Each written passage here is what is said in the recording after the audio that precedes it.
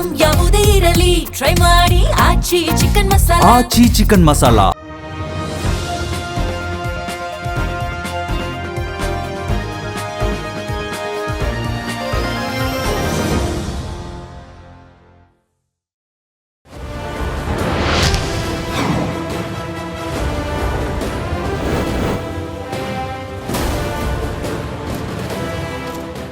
ನಮಸ್ಕಾರ. ಮೆಗಾ ಸುದ್ದಿ ವಿಶೇಷ ಕಾರ್ಯಕ್ರಮಕ್ಕೆ ಸ್ವಾಗತ. ನಾನು ಹೇಮಕುಮಾರ್. ಮುಂಗಾರು ಮಳೆ ಆರಂಭಕ್ಕೂ ಮುನ್ನವೇ ರೈತರು ಈಗ ಕಂಗಾಲಾಗಿದ್ದಾರೆ. ಕಾರಣ ಏನು ಅಂತ ಹೇಳಿದ್ರೆ ರಸಗೊಬ್ಬರದ ಕೊರತೆ ಎದ್ದು ಕಾಣ್ತಾ ಇದೆ. ಬೇಡಿಕೆಯ ತಕ್ಕಂತೆ ರಸಗೊಬ್ಬರ ಸಿಗೋದು ಈ ಬಾರಿ ಡೌಟ್ ಅಂತ ಹೇಳಲಾಗ್ತಾ ಇದೆ. ಈಗಲೂ ಕೂಡ ರಸಗೊಬ್ಬರ ಸಿಗ್ತಾ ಇಲ್ಲ, ಪ್ರಮುಖವಾಗಿ ಯೂರಿಯಾ. ಸೊ ಹಂಗಾಗಿ ವಾಟ್ ನೆಕ್ಸ್ಟ್, ಏನು ಮಾಡಬೇಕು ಅಂತೇಳಿ ಮುಂಗಾರು ಮಳೆ ಆರಂಭ ಮುಂಚೆನೇ ಈ ರೀತಿ ಸಮಸ್ಯೆ ಆದರೆ ಮುಂದೆ ಏನೆಲ್ಲ ಅನಾಹುತ ಆಗತ್ತೆ ಅನ್ನುವಂಥ ಸಹಜವಾಗಿ ಆತಂಕ ಈಗ ರೈತರಲ್ಲಿದೆ. ಪ್ರಮುಖ ಪ್ರಶ್ನೆ, ಇದಕ್ಕೆ ಮೂಲ ಕಾರಣ ಏನು ಅಂತೇಳಿ. ಈಗ ಬರಬೇಕಾಗಿರುವಂಥ ರಸಗೊಬ್ಬರ ಬರೋದಿಲ್ಲ ಅನ್ನೋದು ಒಂದು ಕಡೆ ಆದರೆ ಈ ಡೀಲರ್ಗಳ ಹಾವಳಿ ಜಾಸ್ತಿ ಇದೆ. ಆಮೇಲೆ ರಸಗೊಬ್ಬರ ಇಂತಿಷ್ಟು ಬೆಲೆ ಏನಿರುತ್ತಲ್ಲ ಅದಕ್ಕಿಂತ ಹೆಚ್ಚಾಗಿ ವಸೂಲಿ ಮಾಡಲಾಗ್ತಾ ಇದೆ ಅನ್ನುವಂಥ ಬಹಳ ಗಂಭೀರ ಆರೋಪ ಕೂಡ ಕೇಳಿ ಬರ್ತಾ ಇದೆ. ಸೊ ಹಂಗಾಗಿ ಯಾರ ವೈಫಲ್ಯ ಇದು? ಕೇಂದ್ರ ಮತ್ತು ರಾಜ್ಯ ಸರ್ಕಾರ ಏನು ಮಾಡಬೇಕು? ಅದರ ಜೊತೆಗೆ ಈ ವಿತರಣಾ ವ್ಯವಸ್ಥೆಯಲ್ಲಿ ಏನಾದರೂ ರಾಜ್ಯ ಸರ್ಕಾರ ಫೇಲ್ ಆಯಿತಾ ಅನ್ನೋದು. ಒಂದು ವೇಳೆ ಈ ರೀತಿಯಾಗಿ ರಸಗೊಬ್ಬರ ಸಿಕ್ಕಿಲ್ಲ ಅಂತ ಹೇಳಿದ್ರೆ ಮುಂದಿನ ದಿನಮಾನಗಳಲ್ಲಿ ರೈತರಿಗೆ ಆಗುವಂಥ ಸಮಸ್ಯೆಗಳೇನು, ಎಲ್ಲದರ ಬಗ್ಗೆ ಚರ್ಚೆ ಮಾಡೋಣ. ಇದೇ ಇವತ್ತಿನ ವಿಶೇಷ. ರಸಗೊಬ್ಬರ ಕೊರತೆ, ರಾಜ್ಯದಲ್ಲಿ ಆತಂಕ.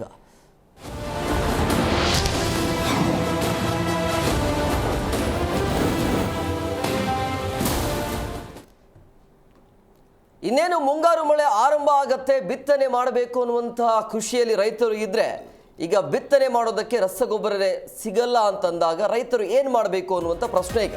ಸೊ ರಾಜ್ಯದಲ್ಲಿ ಭರಣಿ ಮಳೆಯಿಂದ ಸಹಜವಾಗಿ ತಂಪಾಗ್ತಾ ಇದೆ ಹೇಳಿ, ಆದರೆ ಬಿತ್ತನೆ ಮಾಡೋದಕ್ಕೆ ಅನ್ನದಾತರು ಈಗಾಗಲೇ ಸಜ್ಜಾಗಿದ್ದಾರೆ. ರಸಗೊಬ್ಬರದ ಚಿಂತೆ ಕಾಡ್ತಾ ಇದೆ ಈಗ. ಸೊ ಮಧ್ಯಪ್ರಾಚ್ಯ ದೇಶಗಳ ಯುದ್ಧದಿಂದಾಗಿ ಈ ರೀತಿಯ ಸಮಸ್ಯೆ ಆಗ್ತಾ ಇದೆ ಅನ್ನೋದು ಮತ್ತೊಂದು ವಾದ. ಸೊ ರಾಜ್ಯದಲ್ಲಿ ಕಾಡ್ತಾ ಇರುವಂಥದ್ದು ರಸಗೊಬ್ಬರದ ಕೊರತೆಯ ಆತಂಕ. ರೈತರಿಂದ ನಿಗದಿತ ಬೆಲೆಗಿಂತ ಅಧಿಕವಾಗಿ ವಸೂಲಿ ಮಾಡಲಾಗ್ತಾ ಇದೆ ಅನ್ನುವಂಥ ಆರೋಪವೂ ಕೂಡ ಇದೆ. ಡೀಲರ್ಗಳಿಂದ ದರವನ್ನು ಹೆಚ್ಚಳ ಮಾಡಿ ಈ ರೀತಿಯಾಗಿ ರೈತರಿಗೆ ಶಾಕ್ ಕೊಡ್ತಾ ಇರುವಂಥದ್ದು. ನೋಡಿ, ಈಗ ರಾಜ್ಯದಲ್ಲಿ ಬೇಕಾಗಿರೋದು 30.5 ಲಕ್ಷ ಮೆಟ್ರಿಕ್ ಟನ್ ಬೇಡಿಕೆ ಇದೆ. ಸದ್ಯ ಈಗ ಸಿಗ್ತಾ ಇರೋದು 14.35 ಲಕ್ಷ ಮೆಟ್ರಿಕ್ ಟನ್ ಮಾತ್ರ ದಾಸ್ತಾನು ಆಗ್ತಾ ಇದೆ. ಸೊ ಹಂಗಾಗಿ ಬೇಡಿಕೆಯ ತಕ್ಕಂತೆ ಇಲ್ಲಿ ಪೂರೈಕೆ ಆಗ್ತಾ ಇಲ್ಲ, ಅದು ಆತಂಕ ಇರೋದು ರೈತರಿಗೆ. ಯೂರಿಯಾ ಗೊಬ್ಬರ ಬೇಕೇ ಬೇಕಾಗತ್ತೆ ಇಲ್ಲಿ. ರಸಗೊಬ್ಬರ ಯೂರಿಯಾ ಅಂತಲ್ಲ, ಬಹುತೇಕ ಎಲ್ಲ ರಸಗೊಬ್ಬರಗಳು ಕೂಡ ಇಲ್ಲಿ ಕೊರತೆ ಅಂತೂ ಇದೆ ಅನ್ನೋದು ಸ್ಪಷ್ಟವಾಗಿ ಗೊತ್ತಾಗ್ತಾ ಇದೆ. ಕಾರಣ ಏನು ಅಂತ ಹೇಳಿದ್ರೆ ಮಧ್ಯಪ್ರಾಚ್ಯದಲ್ಲಿ ನಡೀತಾ ಇರುವಂಥ ಯುದ್ಧದ ಕಾರ್ಮೋಡದಿಂದಾಗಿ ಬರಬೇಕಾಗಿರುವಂಥ ಆಮದು ಬರ್ತಾ ಇಲ್ಲ. ಅದರ ಜೊತೆಗೆ ಏನೆಲ್ಲ ಬೇಡಿಕೆ ಇತ್ತು, ನಮ್ಮಲ್ಲಿ ಉತ್ಪಾದನೆ ಆಗ್ತಾ ಇರುವಂಥ ರಸಗೊಬ್ಬರದ ಕೂಡ ಕೊರತೆ ಇದೆ. ಸೊ ಹಂಗಾಗಿ ಈ ಬಾರಿ ಈ ಯುದ್ಧದಿಂದಾಗಿ ಎಲ್ಲ ವಲಯದಲ್ಲೂ ಕೂಡ ಸಾಕಷ್ಟು ಸಮಸ್ಯೆ ಎದುರಾಗುವ ಎಲ್ಲ ಲಕ್ಷಣ ಅಂತೂ ಕಂಡು ಬರ್ತಾ ಇದೆ. ಈಗ ರೈತರಿಗೆ ರಸಗೊಬ್ಬರ ಸಿಗಲ್ಲ ಅಂತ ಬಂದಾಗ ಹೊಟ್ಟೆಗೆ ಏನು ಮಾಡಬೇಕು ಅನ್ನೋದು ಈ ರೀತಿಯ ಆತಂಕ ಇದೆ. ಇಲ್ಲಿ ಇರೋದು ಕೇಂದ್ರ ಮತ್ತು ರಾಜ್ಯ ಸರ್ಕಾರಗಳ ವೈಫಲ್ಯನ ಅಥವಾ ವಿತರಣಾ ವ್ಯವಸ್ಥೆಯ ದೌರ್ಬಲ್ಯನ ಅನ್ನುವಂಥ ಯಕ್ಷ ಪ್ರಶ್ನೆ ಇದೆ. ರೈತರ ಭವಿಷ್ಯ ಯಾವ ದಿಕ್ಕಿಗೆ ಸಾಗ್ತಾ ಇದೆ ಅನ್ನುವಂಥ ವಿಚಾರ ಈಗ. ಇದೇ ಟ್ರೆಂಡ್ ಮುಂದುವರಿತು ಅಂದರೆ ಏನು ಮಾಡಬೇಕು ರೈತರು ಅಂತ.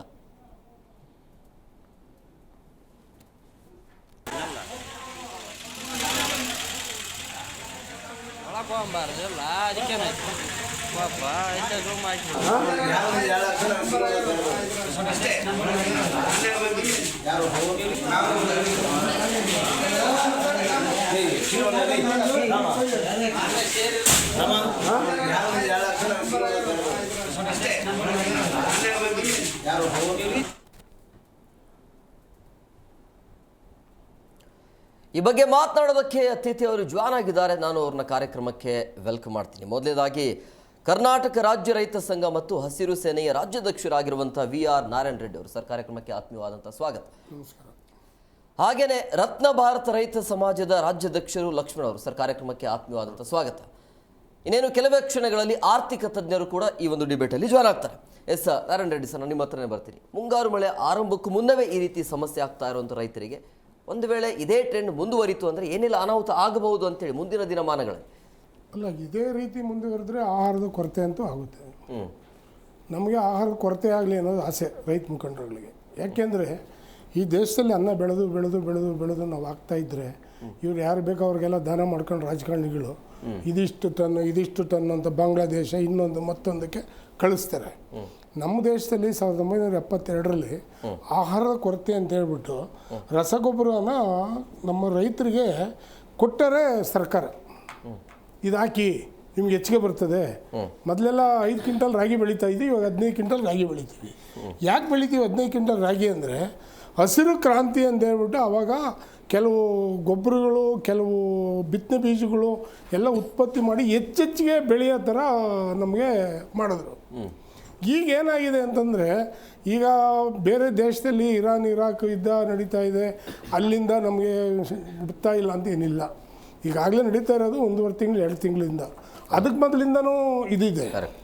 ಹೋದ ವರ್ಷ 2025ರಲ್ಲೇ ಯೂರಿಯಾದು ಬೇಡಿಕೆ ಇತ್ತು.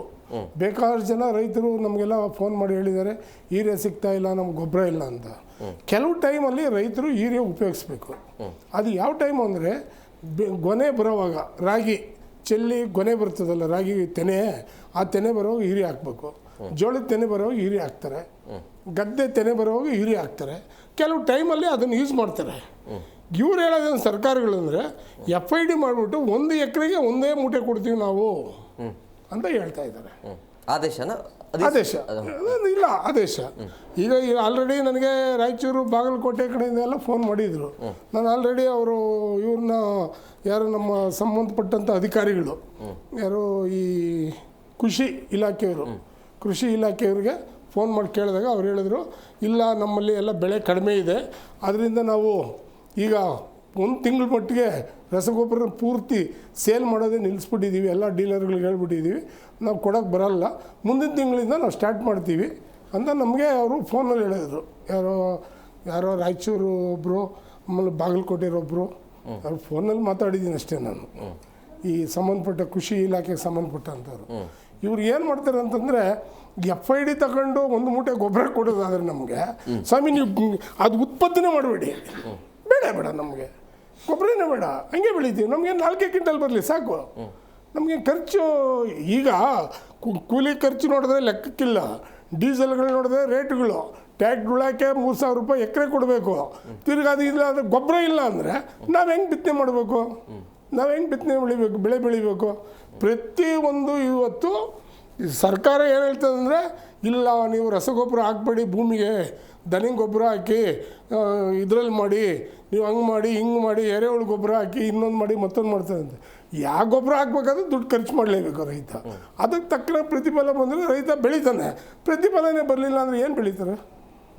ಈ ಹೋದ ವರ್ಷ ನಾವು ಕೇಳೋರಿರಲಿಲ್ಲ, ಹಣ್ಣೆಲ್ಲ ಗಲಾಟೆ ಎಲ್ಲ ಆಯಿತು ಶ್ರೀನಿವಾಸಪುರದಲ್ಲಿ. ಈ ವರ್ಷ ತೀರ್ಮಾನ ಕೇಳಿರಲಿಲ್ಲ, ಬೆಳೆ ಇಲ್ಲ, ಕಮ್ಮಿ ಬೆಳೆ ಇರೋದು, ಆದರೆ ಮಾರ್ಕೆಟಲ್ಲಿ ರೇಟ್ ಇಲ್ಲ. ಎಲ್ಲ ರೈತನಿಗೆ ಪ್ರತಿಯೊಂದು ಇದರಲ್ಲಿ ಹೊಡೆತ ಬೀಳ್ತಾ ಇದೆ. ಇವರು ರಸಗೊಬ್ಬರ ನಿಲ್ಲಿಸಿದ್ರೆ ಇದ್ದಿದ್ದು ಹೊಡೆತ ಬೀಳ್ತದೆ, ಬೆಳೆ ಬೆಳೆಯೋದು ಕಮ್ಮಿ ಆಗ್ತದೆ, ಆಹಾರದ ಕೊರತೆ ಅಂತೂ ಸ್ಟಾರ್ಟ್ ಆಗುತ್ತೆ. ಲಕ್ಷ್ಮಣ್ ಸರ್, ಈಗ ಪ್ರತಿ ವರ್ಷವೂ ಕೂಡ ಈ ರೀತಿಯ ಸಮಸ್ಯೆ ಇದ್ದೇ ಇರುತ್ತೆ, ರಸಗೊಬ್ಬರದ ಸಮಸ್ಯೆ ಇರುತ್ತೆ. ಬಟ್ ಇದು ಆಡಳಿತ ವೈಫಲ್ಯನ ಅಥವಾ ಯೋಜನೆಯ ಕೊರತೆನಾ? ಇಲ್ಲ, ಭಾಳ ಮುಖ್ಯವಾಗಿ ಜೀನಿಯಸ್ ಕನ್ನಡ ಚಾನಲ್ನವ್ರಿಗೆ ಧನ್ಯವಾದಗಳನ್ನ ತಿಳಿಸ್ತೀನಿ. ರೈತರ ಪರವಾಗಿ ಒಂದು ಒಳ್ಳೆಯ ಕಾರ್ಯಕ್ರಮದ ಕಾಲಕ್ಕೆ ಮಾಡ್ಕೊಂಡು ಬರ್ತಾಯಿದ್ದಾರೆ ಸರ್. ಇದು ನೀವು ಹೇಳ್ದಂಗೆ ಇದು ನೇರವಾಗಿ ರಾಜ್ಯ ಸರ್ಕಾರದ ವೈಫಲ್ಯ ಅಂದರೆ ತಪ್ಪಾಗೋದಿಲ್ಲ. ಯಾಕೆ ಅಂತಂದರೆ ರಾಜ್ಯದಲ್ಲಿ ಭಾಳ ಮುಖ್ಯವಾಗಿ ಆದ್ಯತೆ ಕೊಡಬೇಕಾಗಿರ್ತಕ್ಕಂಥದ್ದು ಕೃಷಿ ವಲಯಕ್ಕೆ. ಇದರಲ್ಲಿ ನೇರವಾಗಿ ರಾಜ್ಯ ಸರ್ಕಾರದ ವೈಫಲ್ಯ ಅಂತ ಹೇಳಿದ್ರೆ ತಪ್ಪಾಗೋದಿಲ್ಲ. ನೀವು ಹೇಳಿದಾಗೆ 30 ಲಕ್ಷ ಮೆಟ್ರಿಕ್ ಟನ್ ಇವತ್ತಿನ ದಿನ ರಸಗೊಬ್ಬರದ ಕೊರತೆ ಇದೆ ಅಂತಕ್ಕಂಥದ್ದು ಅಂದಾಜು ಮಾಹಿತಿ ಸಿಕ್ಕಿರಬೇಕಾದ್ರೆ 14 ಲಕ್ಷ ಪೂರೈಕೆ ಆಗ್ತಾ ಇದೆ ಅಂತಂದರೆ ಉಳಿದಿದ್ದು 16 ಲಕ್ಷ ಟನ್ ಇವತ್ತಿನ ದಿನ ನಮಗೆ 55-60ರಷ್ಟೇ ಸಿಗ್ತಾ ಇಲ್ಲ. ಹಾಗಾಗಿ ಇವತ್ತಿನ ದಿನ ಅದೆಲ್ಲ ನಮಗೆ ಮಾಹಿತಿ ಇದೆ ಅನ್ನೋದಾದರೆ ಇಲಾಖೆ ಅಧಿಕಾರಿಗಳು ಏನು ಮಾಡ್ತಿದ್ದಾರೆ, ಇದಕ್ಕೆ ಆಗಿರ್ತಕ್ಕಂಥ ಒಬ್ಬರು ಸಚಿವರು ನಮ್ಮ ಚೆಲುವರಾಯಸ್ವಾಮಿಯವರು ಭಾಳ ದೊಡ್ಡ ದುರಂತ ಅನ್ನೋದಾದರೆ ಇದು ವಾಸ್ತವಾಂಶ. ರಾಜ್ಯದಲ್ಲಿ ಅದೆಷ್ಟೋ ಜನ ರೈತರಿಗೆ ನಮ್ಮ ಸಚಿವರ ಹೆಸರು ಸಮೇತ ಗೊತ್ತಿಲ್ಲ. ಇದು ಅತಿ ದೊಡ್ಡ ದುರಂತ ಇದು. ಹಾಗಾಗಿ ರಸಗೊಬ್ಬರಗಳ ಕೊರತೆ ಇವತ್ತು ಇದು ಹೊಸದಲ್ಲ. ಇದು ವರ್ಷನೂ ಸಮೇತ ಮುಂಗಾರಿನ ಸಮಯದಲ್ಲಿ ರೈತರು ಅನುಭವಿಸ್ಕೊಂಡು ಬರ್ತಾ ಇರ್ತಕ್ಕಂಥ ಸಮಸ್ಯೆ. ಇದರಿಂದ ಏನಾಗ್ತದೆ, ಇವತ್ತಿನ ದಿನ ಅಣ್ಣವ್ರು ಹೇಳ್ತಿದ್ದಂಗೆ DAP ಇವತ್ತಿನ ದಿನ 1,800 ರೂಪಾಯಿ ಆಗಿದೆ. ಒಂದು ಕಡೆ ಬೆಲೆ ಜಾಸ್ತಿ, ಅದನ್ನು ಖರೀದಿ ಮಾಡಬೇಕಾದ್ರೆ ನೀವು ಹೇಳ್ದಂಗೆ ಡೀಲರ್ಗಳ ಹಾವಳಿ ಜಾಸ್ತಿ. ಪ್ರತಿ ಡಿಸ್ಟ್ರಿಕ್ಟ್ಗಳಲ್ಲಿ ಸಮಸ್ಯೆ ಒಂದೊಂದು ರೀತಿ ಒಂದೊಂದು ವಿಭಿನ್ನ ರೀತಿಯ ಒಂದು ಸಮಸ್ಯೆಗಳನ್ನು ರೈತರು ಆತಂಕದಲ್ಲಿ ಎದುರಿಸ್ತಾ ಇದ್ದಾರೆ. DAP 1800 ಇದೆ, ಬೂಸ್ಟ್ರು 4000ದಿಂದ 5000 ರೂಪಾಯಿ ಇದೆ. ಇವತ್ತಿನ ದಿನ ಎಲ್ಲದರ ಮಧ್ಯದಲ್ಲಿ ರೈತ ತಾನು ವ್ಯವಸಾಯನ ಮಾಡ್ಕೊಂಡು ಬರ್ತಾ ಇದ್ದಾನೆ ಅನ್ನೋದಾದರೆ ಇದನ್ನೆಲ್ಲ ಕಷ್ಟಪಟ್ಟು ಮಾರುಕಟ್ಟೆಗೆ ತೊಗೊಂಡೋದ್ರೆ ಅಲ್ಲಿ ಸಾಸಿವೆ ಕಾಳಷ್ಟು ರೈತರು ಬೆಳೆದಿರ್ತಕ್ಕಂಥ ಬೆಳೆಗಳಿಗೆ ಬೆಲೆ ಇಲ್ಲ. ಇದು ಸರ್ಕಾರನೇ ಎಚ್ಚೆತ್ಕೊಳ್ಬೇಕಾಗಿರ್ತಕ್ಕಂಥದ್ದಲ್ವಾ? ಅಲ್ಲೆಲ್ಲೋ ಯುದ್ಧ ಆಗ್ತಾ ಇದೆ ಅನ್ನೋದಾದರೆ ರಾಜ್ಯ ಸರ್ಕಾರ ಅದನ್ನು ಕುಂಟು ನೆಪ ಕೊಟ್ಕೊಂಡು ಇದನ್ನು ರೈತರನ್ನ ಕಡೆಗಣಿಸ್ತಾ ಇರ್ತಕ್ಕಂಥದ್ದು ಅತಿ ದೊಡ್ಡ ದುರಂತ ಇದು. ರೈತರು ಇವತ್ತಿನ ದಿನ ಮಾನ್ಯ ಮುಖ್ಯಮಂತ್ರಿಗಳನ್ನು ಸಮೇತ ಪ್ರತಿ ಬಜೆಟ್ ಮಂಡಿಸೋದಕ್ಕಿಂತ ಮುಂಚಿತವಾಗಿ ರೈತರನ್ನ ಕರೆದು ಸಭೆಗಳನ್ನು ಮಾಡಿ ಇದನ್ನೆಲ್ಲ ಮಾಡ್ತಿದ್ದಂಥ ಮಾನ್ಯ ಮುಖ್ಯಮಂತ್ರಿಗಳು ಇವತ್ತಿನ ದಿನ ಕಳೆದ 2 ವರ್ಷಗಳಿಂದ ರೈತರ ಬಗ್ಗೆ ಮಾತಾಡತಕ್ಕಂಥದ್ದನ್ನೇ ನಿಲ್ಲಿಸ್ಬಿಟ್ಟಿದ್ದಾರೆ. ಇದನ್ನು ತಾವು ಗಮನಿಸಬೇಕಾಗ್ತದೆ. ಇವತ್ತಿನ ದಿನ ಎಷ್ಟು ಜನ ರೈತರು ಇವತ್ತಿನ ದಿನ ರಾಜ್ಯದಲ್ಲಿ ಇವತ್ತಿನ ದಿನ ವ್ಯವಸಾಯದಲ್ಲಿದ್ದಾರೆ. ನಮ್ಮದು 80% ಕೃಷಿ ಆಧಾರಿತ ಒಂದು ದೇಶ. ಇದರಲ್ಲಿ ಕೃಷಿಕರನ್ನ ಗಡೆಗಣಿಸ್ತಕ್ಕಂಥದ್ದು ದೊಡ್ಡ ದುರಂತ. ಈ ಪ್ರತಿ ರಸಗೊಬ್ಬರದಲ್ಲೂ ಸಮೇತ ಬೆಲೆ ಜಾಸ್ತಿ ಆಗಿರ್ತಕ್ಕಂಥದ್ದು ದೊಡ್ಡ ಮಾಫಿಯಾ ಇದು. ಇವತ್ತಿನ ದಿನ DAP 1800 1540 1500ರಿಂದ 1600 ರೂಪಾಯಿ ಇದೆ. ಬೂಸ್ಟು 4000ದಿಂದ 5000 ರೂಪಾಯಿ ಇದೆ. ಪ್ರತಿಯೊಂದಕ್ಕೂ ಬೆಲೆ ಜಾಸ್ತಿನೇ ಇದೆ, ಆದರೆ ಬೆಳೆಗೆ ಮಾತ್ರ ಬೆಲೆ ಇಲ್ಲ. ಇದೇ ರೀತಿ ಮುಂದುವರ್ಕೊಂಡು ಹೋಗ್ತಾ ಇದ್ರೆ ಏನಾಗ್ತದೆ ಅಂದರೆ ನನಗೆ ವಿಧಿ ಇಲ್ಲದೆ ಕೃಷಿ ಬಿಟ್ಟರೆ ನನಗೇನು ಬೇರೆ ಗೊತ್ತಿಲ್ಲದಿರೋದ್ರಿಂದ ನಾನು ಬೆಳಿತೀನಿ, ಅದೇ ನನ್ನ ಮಕ್ಕಳು ವ್ಯವಸಾಯಕ್ಕೆ ಬರಲ್ಲ. ಮುಂದಿನ ದಿನದಲ್ಲಿ ನೇರವಾಗಿ ಇದು ಆಹಾರ ಉತ್ಪಾದನೆಗೆ ನೇರವಾದ ಒಂದು ಹೊಡೆತ ಬೀಳ್ತದೆ. ಇವತ್ತಿನ ದಿನ ಎಷ್ಟು ಕಲಬೆರಕೆ ಆಹಾರಗಳು ಈಗಾಗಲೇ ನಾವು ನೋಡ್ಕೊಂಡು ಬಂದಿದ್ದೀವಿ. ಇದು ನೇರವಾಗಿ ಯಾಕೆ ಬರ್ತದೆ ಮಾರುಕಟ್ಟೆಗೆ ಅಂದರೆ ಬೆಳೆಯೋ ರೈತನಿಗೆ ಇವತ್ತಿನ ದಿನ ಬೆಲೆ ಸಿಗದೆ ಇದು ನೇರವಾಗಿ ಈ ಥರದ ಸಮಸ್ಯೆಗಳನ್ನ ಅನುಭವಿಸ್ತಾ ಇದ್ದೀವಿ. ನಾರಾಯಣ ರೆಡ್ಡಿ ಸರ್, ಈ ರಸಗೊಬ್ಬರದ ಸಮಸ್ಯೆ ಬಹುತೇಕ ಎಲ್ಲ ಜಿಲ್ಲೆಗಳಲ್ಲೂ ಸಮಸ್ಯೆ ಇದೆ, ಕೆಲವೊಂದಿಷ್ಟು ಜಿಲ್ಲೆಗಳಿಗೆ ಮಾತ್ರ ಇಲ್ಲ, ಆಲ್ಮೋಸ್ಟ್ ಕರ್ನಾಟಕ ಎಲ್ಲ ಇದೆ. ಆಲ್ರೆಡಿ ಈಗ 15 ಲಕ್ಷ ಟನ್ನು 30 ಲಕ್ಷ ಟನ್ ಬೇಕು, 14 ಲಕ್ಷ ಟನ್ ಮಾತ್ರ ಬರ್ತಾ ಇದೆ ಅಂತ ಹೇಳಿದಾಗ ಇದು 2025 ಡಿಮ್ಯಾಂಡ್ ಇತ್ತು. ಡಿಮ್ಯಾಂಡು ನನಗೆ ಒಂದು ಅನುಮಾನ ಏನು ಅಂತಂದರೆ ಈ ನ್ಯಾನೋ ಯೂರಿಯಾ ಅಂತ ಹೇಳ್ಬಿಟ್ಟು ಕೇಂದ್ರ ಸರ್ಕಾರದಲ್ಲಿ ಅಮಿತ್ ಶಾ ಅವರು ಒಳಗೊಂಡಂತೆ ಒಂದು ಕಂಪ್ನಿ ಇದೆ, ನ್ಯಾನೋ ಯೂರಿಯಾ ಅಂತ ಮಾಡ್ತಾರೆ ಅವರು. ಅದರಲ್ಲಿ ಕೆಲವು ಈ ಬಾಟ್ಲ್ಸು ಸಿಂಪಡಣೆ ಮಾಡಿರಿ ನೀವು ಅಂತೇಳಿ ನಮ್ಮ ಮಾಧ್ಯಮದಲ್ಲಿ ಯಾವುದು TV 9 ಯಾವುದೆಲ್ಲ ಬರ್ತಾ ಇರ್ತದೆ. ರೈತನೇ ಹೀರೋ, ಈ ದೇಶದ ಹೀರೋ ರೈತ ಅಂತೇಳಿ ಅಡ್ವರ್ಟೈಸ್ ಕೊಡ್ತಾ ಇರ್ತಾರೆ. ಅದು ನ್ಯಾನೋ ಯೂರಿಯಾ. ನನಗನ್ಸೋದು ಏನಂದರೆ ಅಮಿತ್ ಶಾ ಮೋದಿಯವ್ರು ಸೇರ್ಕೊಂಡು ಇಬ್ಬರೂ ಆ ನ್ಯಾನೋ ಯೂರಿಯಾ ಹೆಚ್ಚಾಗಿ ಖರ್ಚಾಗಲಿ ಅನ್ನೋ ಉದ್ದೇಶಕ್ಕೆ ಏನಾದ್ರೂ ಬೇರೆ ವೀರ್ಯ, ಮಂಗಳ ವೀರ್ಯ ಇವೆಲ್ಲ ಏನಾದರೂ ಸ್ಟಾರ್ಟ್ ಮಾಡಿ. ನ್ಯಾನೋ ಯೂರಿಯಾ ಸಿಗ್ತಾ ಇದೆಯಾ? ನಾನು ಸಿಗ್ತಾ ಇಲ್ಲ ಅಂದರೆ ಈಗ ಸ್ಟಾರ್ಟ್ ಮಾಡಿದ್ದಾರೆ ಅವರು ಪ್ರಾಡಕ್ಟು. ಇದು ಸಿಗುತ್ತೆ ಬಾಟ್ಲು, ಅದನ್ನು ಸ್ಪ್ರೇ ಮಾಡಬೇಕು. ಸ್ಪ್ರೇ ಮಾಡೋಕ್ಕೆ ಯಾರೂ ಇರೋದೇ ಕೂಲಿ ಹಳೆ ಸಿಕ್ಕಲ್ಲ. ಈಗ ನಾನು ಸ್ಪ್ರೇ ಮಾಡೋಕ್ಕಾಗುತ್ತಾ? ಆಗಲ್ಲ. ನಾನು ಕೂಲಿ ಹಳೆ ಇಡಲೇಬೇಕು. ನ್ಯಾನೋ ಒಂಕಿತ ಸ್ಪ್ರೇ ಮಾಡೋದು, ಭೂಮಿಗೆ ಒಂಕಿತ ಹಾಕೋದು ನಾವೆಲ್ಲಿಂದ ತರೋಣ? ನ್ಯಾನೋ ಸಿಗುತ್ತೆ. ನೀವು ಇವಾಗ ಮೊದಲೊಂದು ಟೈಮಲ್ಲಿ ಒಂದು ಮೂಟೆ ರಸಗೊಬ್ಬರ ತಗೊಂಡ್ರೆ ನ್ಯಾನೋ ತಗೊಳ್ಲೇಬೇಕು ಅಂತೇಳಿ ಒಂದು ಆದೇಶ ಮಾಡಿದರು ಎಷ್ಟೋ ಇದರಲ್ಲಿ. ನಮ್ಮಲ್ಲಿ ಕೆಲವಲ್ಲಿ ಸಿಗುತ್ತೆ ರಸಗೊಬ್ಬರ, ಈ ಕೆಲವಲ್ಲಿ ಸಿಗಲ್ಲ. ಈಗ ನೋಡಿ, ನನಗೆ ರಾಯಚೂರು, ಬಾಗಲಕೋಟೆ, ಬಿಜಾಪುರ ಈ ಕಡೆಯಿಂದ ಎಲ್ಲ ಫೋನ್ಗಳು ಮಾಡಿದ್ದಾರೆ. ಅದಕ್ಕೆ ಅವ್ರು ಏನು ಹೇಳ್ತಾರೆ ಅಂದರೆ, ಅಗ್ರಿಕಲ್ಚರ್ ಆಫೀಸರು ಈ ತಿಂಗಳಲ್ಲಿ ನಮ್ಮಲ್ಲಿ ಯಾವುದೇ ಬೆಳೆ ಇಲ್ಲ, ಮಳೆ ಇಲ್ಲದೆ ಇರೋದ್ರಿಂದ ಮುಂದಿನ ತಿಂಗಳು ಮಳೆ ಬಿದ್ದ ತಕ್ಷಣ ನಾವು ಸೇಲ್ಸ್ಗೆ ಕೊಡ್ತೀವಿ ಅಂತೇಳಿ ನಮಗೆ ಒಂದು ಇದಾಕಿದ್ದಾರೆ. ಪ್ರಸ್ತುತ ಈ ತಿಂಗಳಲ್ಲಿ ಯಾವುದೇ ಮಾರಾಟ ಇಲ್ಲ, ನಾವು 4-5ನೇ ತಿಂಗಳಿಂದ ನಾವು ಮಾರಾಟ ಇದು ಮಾಡ್ತೀವಿ ಅಂತ ಹೇಳ್ಬಿಟ್ಟು ನಮಗೆ ಮೆಸೇಜ್ ಹಾಕಿದ್ದಾರೆ. ನಾನು ಕೇಳಿಲ್ಲ ಅಂದರೆ ಅದು ನಮಗೆ ಮಾಹಿತಿ ಇರ್ತಿರಲಿಲ್ಲ. ಈ ಥರ ಆದಾಗ ಏನಾಗುತ್ತೆ ಅಂದರೆ ತೊಂದರೆ. ಇವ್ರು ಏನೋ ಒಂದು ಇಟ್ಕೊಂಡಿರ್ತಾರೆ, ಏನೋ ಒಂದು ಮಾಡ್ತಾರೆ, ಏನೋ ಒಂದು ಇಟ್ಕೊತಾರೆ, ಏನೋ ಒಂದು ಮಾಡ್ತಾರೆ. ಆ್ಯಕ್ಚುಲಿ ರಾಜ್ಯ ಸರ್ಕಾರ ಪ್ರತಿ ವರ್ಷವೂ ಇಷ್ಟು ಟನ್ ಬೇಕು ಬೇಡಿಕೆ ಅಂತೇಳಿ ಕೊಟ್ಟಿರ್ತಾರೆ ಕೇಂದ್ರ ಸರ್ಕಾರಕ್ಕೆ. ಆದರೆ ಅವರು ಪೂರೈಕೆ ಮಾಡಲಿ ಯಥೆ ಆದಾಗ ಈ ಥರ ಎಲ್ಲ ಸಮಸ್ಯೆಗಳಾಗ್ತವೆ. ಎಸ್ ಲಕ್ಷ್ಮಣ್ ಸರ್, ಈಗ ಈ ಮಧ್ಯಪ್ರಾಚ್ಯದಲ್ಲಿ ನಡೀತಾ ಇರುವಂಥ ಯುದ್ಧದ ಎಫೆಕ್ಟ್ನಿಂದಾಗಿ ಈ ಸಮಸ್ಯೆ ಆಗ್ತಿದೆ ಅನ್ಸುತ್ತೆ ಹೇಗೆ? ಸರ್, ಈಗ ಮಧ್ಯಪ್ರಾಚ್ಯದಲ್ಲಿ ಯುದ್ಧ ಆಗ್ತಾ ಇದೆ ಅಂತಕ್ಕಂಥ ಒಂದು ನೆಪ ಇಟ್ಕೊಂಡು ರೈತರಾಗಾದ್ರೆ ಬೆಳೆಯೋದು ನಿಲ್ಲಿಸ್ಬಿಟ್ರೆ ನಮ್ಮ ದೇಶದ ಜನ ಏನು ತಿನ್ನಬೇಕು ಅಂತಕ್ಕಂಥದ್ದು ಪ್ರಶ್ನೆ ಆಗ್ತದಲ್ವ. ಈಗ ಬರೀ ಯುದ್ಧ ನಡೀತಿದೆ ಅಂತ ಅಂದ್ಬಿಟ್ಟು ಬೇರೆ ಯಾವುದು ವ್ಯವಹಾರಗಳು ನಡೀತಾನೆ ಇಲ್ವಾ?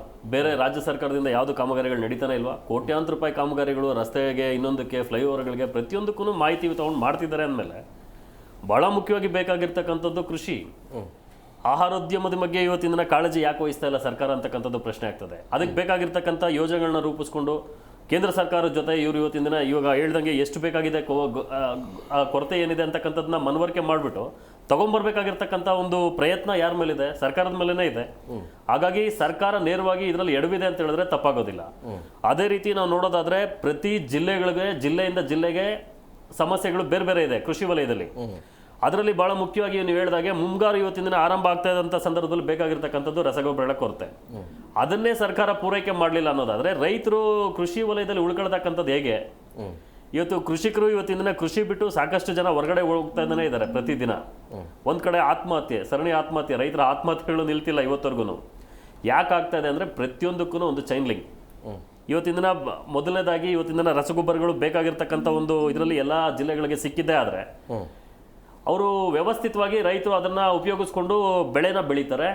ಕಾಲಕ್ಕೆ ಬೆಳೆದಿರ್ತಕ್ಕಂಥ ಬೆಳೆಗಳಿಗೆ ಮಾರುಕಟ್ಟೆಗೆ ತಗೊಂಡೋಗ್ತಾರೆ. ರಸಗೊಬ್ಬರಗಳ ಕೊರತೆ ಮತ್ತು ಇದರಲ್ಲೂ ಸಾಕಷ್ಟು ಕಳಪೆ ಮಟ್ಟದ ರಸಗೊಬ್ಬರಗಳ ಕೊರತೆಯೂ ನಮ್ಮ ರಾಜ್ಯದಲ್ಲಿ ಧ್ವನಿ ಎತ್ತಿದೆ. ಆ ಸಂದರ್ಭದಲ್ಲಿ ಇವತ್ತಿನ ದಿನ ಎಷ್ಟೋ ರೈತರು ಇವತ್ತಿನ ದಿನ ಹಾಕಿರ್ತಕ್ಕಂಥ ಬೆಳೆಗಳಿಗೆ ಆ ರಸಗೊಬ್ಬರಗಳ ಒಂದು ಇದಿಲ್ಲದೆ ಬೆಳೆ ಅರ್ಧಬರ್ಧ ಆಗಿ ಇವತ್ತಿನ ದಿನ ರೈತರು ಆತ್ಮಹತ್ಯೆ ಮಾಡ್ಕೊಂಡಿರ್ತಕ್ಕಂಥ ಉದಾಹರಣೆಗಳು ಸಾಕಷ್ಟಿದೆ. ಇದ್ರ ಬಗ್ಗೆ ನೇರವಾಗಿ ರಾಜ್ಯ ಸರ್ಕಾರ ವಿಶೇಷವಾಗಿ ಒಂದು ತಜ್ಞರ ಸಮಿತಿ ತಂಡವನ್ನು ರಚನೆ ಮಾಡಬೇಕು ಕೃಷಿಗೆ.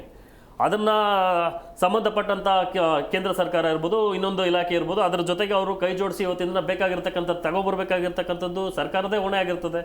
ಹಾಗಾಗಿ ಅಲ್ಲೆಲ್ಲೋ ಯುದ್ಧ ನಡೀತಾ ಇದೆ ಅಂತ ಅಂದ್ಬಿಟ್ಟು ಅದರ ಮೇಲೆ ಒಂದು ನೆಪ ಹಾಕ್ಬಿಟ್ಟು ಇಲ್ಲಿ ಕೈ ಕೊಟ್ಕೊಂಡು ಕುಳಿತುಕೊಂಡ್ರೆ ಅದಕ್ಕೊಂದು ಇಲಾಖೆ ಯಾಕೆ, ಅದಕ್ಕೊಬ್ಬರು ಸಚಿವರು ಯಾಕೆ, ಮಾನ್ಯ ಮುಖ್ಯಮಂತ್ರಿಗಳು ನಾನು ರೈತರ ಪರ ಅಂತಕ್ಕಂಥ ಧ್ವನಿ ಯಾಕೆ?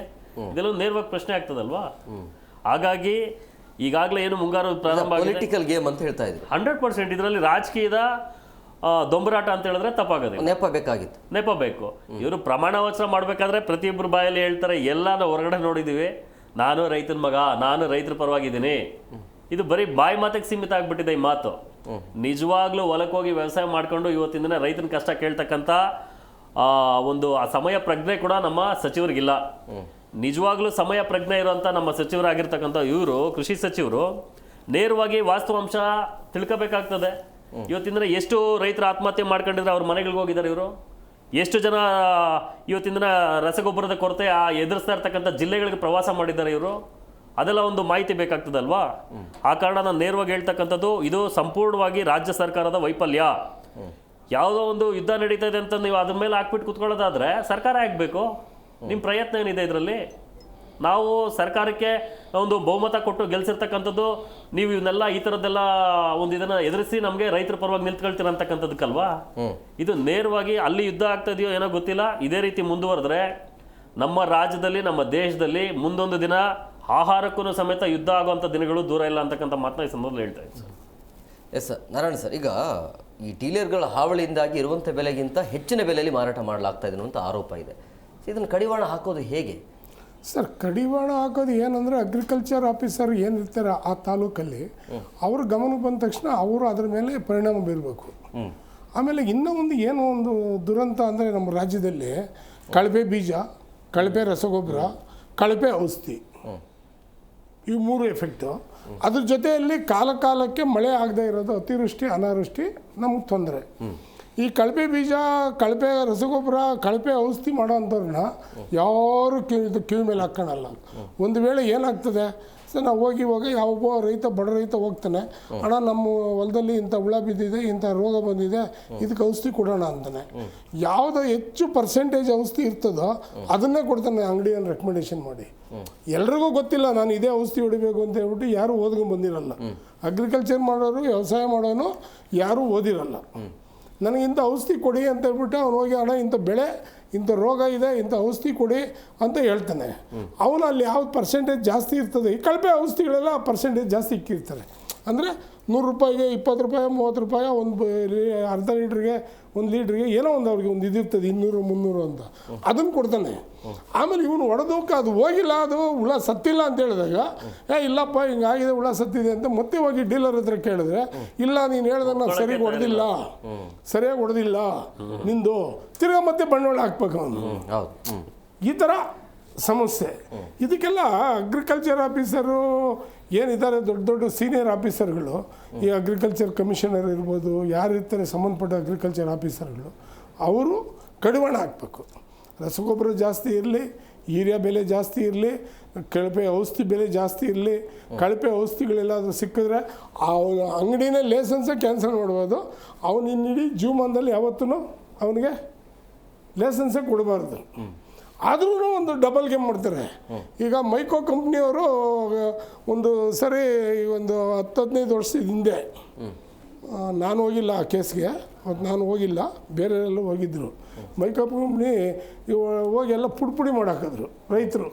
ಅಲ್ಲೋಗಿ ಬೀಜ, ಕಳಪೆ ಬೀಜ, ಹತ್ತಿ ಬೀಜ ಕೊಟ್ಟವ್ರೆ ಅಂತೇಳಿ ಆದಮೇಲೆ ಅವ್ರ ಮೇಲೆಲ್ಲ ಸುಮಾರು ಜನ ಮೇಲೆ ಕೇಸ್ ಹಾಕಿದ್ರು. ಕಳಪೆ ಬೀಜ ಕೊಟ್ಟಿದ್ದು ಅವ್ನು ತಪ್ಪಿಲ್ಲ, ನಾವು ಹೋಗಿ ಫ್ಯಾಕ್ಟ್ರಿ ಹೊಡೆದಿದ್ದು ನಮಗೆ ತಪ್ಪಾಯಿತು. ಇದು ಪೊಲೀಸ್ ಇಲಾಖೆ ಕ್ವಶನ್ನು. ಇವಾಗ ನೀನು ನಮ್ಮನ್ನು ಏನೇ ಮಾಡಿರೋ ಕಾನೂನು, ನಾವು ಕಾನೂನು ಮಾಡ್ತೀವಿ ಅಂತ ಅವ್ರು ಹೇಳ್ತಾರೆ. ಆದರೆ ಅನ್ಯಾಯ ನನಗೆ ಆಗಿದೆ ಅಂದರೆ ಯಾರೂ ತಲೆ ಕೆಡಿಸ್ಕೊಳಲ್ಲ.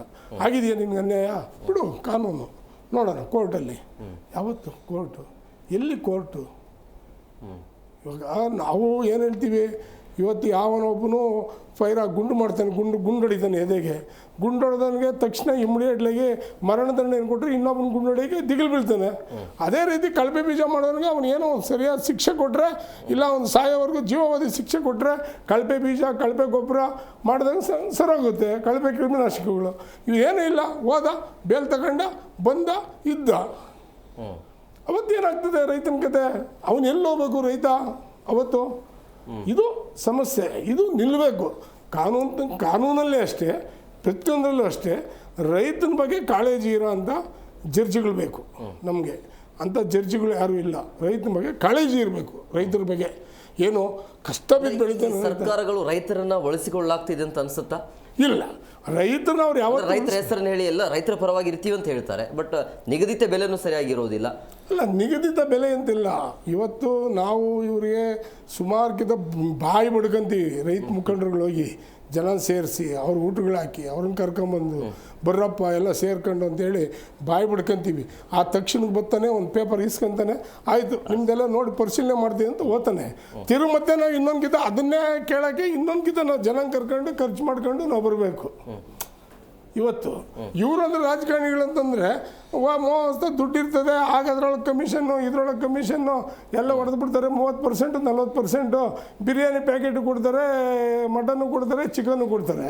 ರೈತ ಎಲ್ಲಿಂದ ಕೊಡೋಕ್ಕಾಗ್ತದೆ ಮಟನ್ನು ಚಿಕನ್ನು ಅಂತ? ಈ ಥರ ಒಂದು ದೊಡ್ಡ ಒಂದು ಭ್ರಷ್ಟಾಚಾರ ಎಷ್ಟು ನಡೀತಾ ಇದೆ ಅಂದರೆ ರೈತನ ಮೇಲೆ ಅಷ್ಟೇ ಭ್ರಷ್ಟಾಚಾರ ನಡೀತಾ ಇದೆ. ಆದರೂ ಮಂಡು ಬಿದ್ದು ರೈತ ಏನಾವತ್ತು ಬೆಳೀತಾ ಇದ್ದೀವಿ, ಬೆಳೆಯೋಣ ಅಂತೇಳಿ ನಾವಿರೋ ಗಂಟೆ ಬೆಳಿತೀವಿ. ನಮ್ಮ ಮಕ್ಕಳು ಯಾರು ಬೆಳೆಯಲ್ಲ, ನಮ್ಮ ಮಕ್ಕಳು ಯಾರು ರೈತನಾಗಿ ಉಳಿಯಲ್ಲ. ಈ ಥರ ಸರ್ಕಾರಗಳು ಮಾಡಿದ್ರೆ, ಸರ್ಕಾರ ಹೇಳೋಕ್ಕೆ ರೈತನ ಪರವಾಗಿದ್ದೀವಿ, ನಾವು ರೈತರ ಮಕ್ಕಳು. ಮಳೆ ಬರಲ್ಲ ಕಾಲಕ್ಕೆ, ಅತಿವೃಷ್ಟಿ ಜಾಸ್ತಿ ಆಗ್ತದೆ, ಹೋಗಿ ಯಾರೂ ನೋಡಲ್ಲ, ಬೆಳೆ ಕೊಚ್ಕೊಂಡು ಹೋಗ್ತೇವೆ, ಸಾಲ ಮಾಡಿರ್ತಾನೆ, ಮಾಂಗಲ್ಯ ಅಡಿಬಿಟ್ಟು ಗೊಬ್ಬರ ತಂದಿರ್ತಾನೆ. ನಾನು ನೆನ್ನೆನೋ ಮೊನ್ನೆ ಯಾವುದೋ ನ್ಯೂಸಲ್ಲಿ ನೋಡಿದೆ, ಮಾಂಗಲ್ಯ ಅಡಿಬಿಟ್ಟು ತಂದವನೇ, ಅಲ್ಲಿ ಮಳೆನೇ ಇಲ್ಲ, ಹೂವು ಬೆಳೆದವನೇ ರೇಟೇ ಇಲ್ಲ, ಕೇಳೋರೇ ಇಲ್ಲ ಹೂವು. ಅವನ ಪರಿಸ್ಥಿತಿ ಏನು ಮಾಡಬೇಕು? ಅವನು ಬೆಳೆಯೋದೇ ತಪ್ಪ ರೈತನು. ಅದಕ್ಕೆಲ್ಲ ಒಂದು ಮಾರ್ಕೆಟ್ ಮಾಡಬೇಕು, ಒಂದು ಅಂಗಡಿಗಳು ಮಾಡಬೇಕು. ಏನು ಇವತ್ತು ಹಾಲಿನ ಸೊಸೈಟಿ ಮಾಡಿದ್ದಾರೆ ಆ ಥರ ಮಾಡಬೇಕು, ಪರ್ಚೇಸ್ ಮಾಡಬೇಕು, ಒಳ್ಳೆ ಸರ್ಕಲ್ಗಳೆಲ್ಲ ಅದನ್ನು ತಗೊಂಡೋಗ್ಬೇಕು. ನಾಗರಿಕರಿಗೆಲ್ಲ, ಸಾರ್ವಜನಿಕರಿಗೆಲ್ಲ ಅದನ್ನು ಪ್ರಚಾರ ಮಾಡಬೇಕು. ಇವತ್ತು ಹಾಲು ಪ್ರತಿಯೊಬ್ಬರಿಗೂ ಬೇಕಾದಂಥ ಅವಶ್ಯಕತೆ. ತರಕಾರಿ, ಹಣ್ಣು, ಹಾಲು ಎಲ್ಲ ಅಂಥದ್ದನ್ನ ತರಕಾರಿಗಳೆಲ್ಲ ಮಾರ್ಕೆಟ್ ಮಾಡಬೇಕು. ಸುಮ್ಮನೆ ಅದು ಯಾವುದೋ ಒಂದು ಇಷ್ಟಾಗಲ್ಲ ಲಾಲ್ಬಾಗ್ ಮಾಡ್ಯವ್ರೆ, ಆ ಇಷ್ಟಾಗಲ್ಲ ಲಾಲ್ಬಾಗಾಗ ಎಷ್ಟೋ ಒಂದಿಷ್ಟು ತರಕಾರಿ ಬರ್ತದೆ, ಅದನ್ನು ತಗೊಂಡು ಮಾರ್ತಾರೆ, ಮಿಕ್ಕಿದ್ದು ಎಲ್ಲ ಹೋಗ್ತದೆ. ಚಿಕ್ಕಬಳ್ಳಾಪುರದಲ್ಲಿ ಹೂವು ಕೇಳೋರಿಲ್ಲ. ಅವನ ಪರಿಸ್ಥಿತಿ ಏನು? ಅವನು ಹೂವು ಬೆಳೆಯೋದೇ ತಪ್ಪ? ಯಾವತ್ತೋ ಒಂದು ಹಬ್ಬ, ಇನ್ನೊಂದು ಮತ್ತೊಂದು ಹರಿದಿನಗಳಲ್ಲಿ ಮಾತ್ರ ಅವ್ನು ರೇಟ್ ಸಿಗ್ತದೆ. ಆ ಹಬ್ಬ ಹರಿದಿನಗಳೇ ಕಾಯ್ಕೊಂಡು ಬೆಳೆ ಮಾಡೋಕ್ಕಾಗುತ್ತಾ? ಆಗಲ್ಲ. ಅದೆಲ್ಲ ಸಿಕ್ಕಾಪಟ್ಟೆ ರಿಸ್ಕ್ ಇದೆ, ಮಾಡಲ್ಲ ಸರ್ಕಾರ.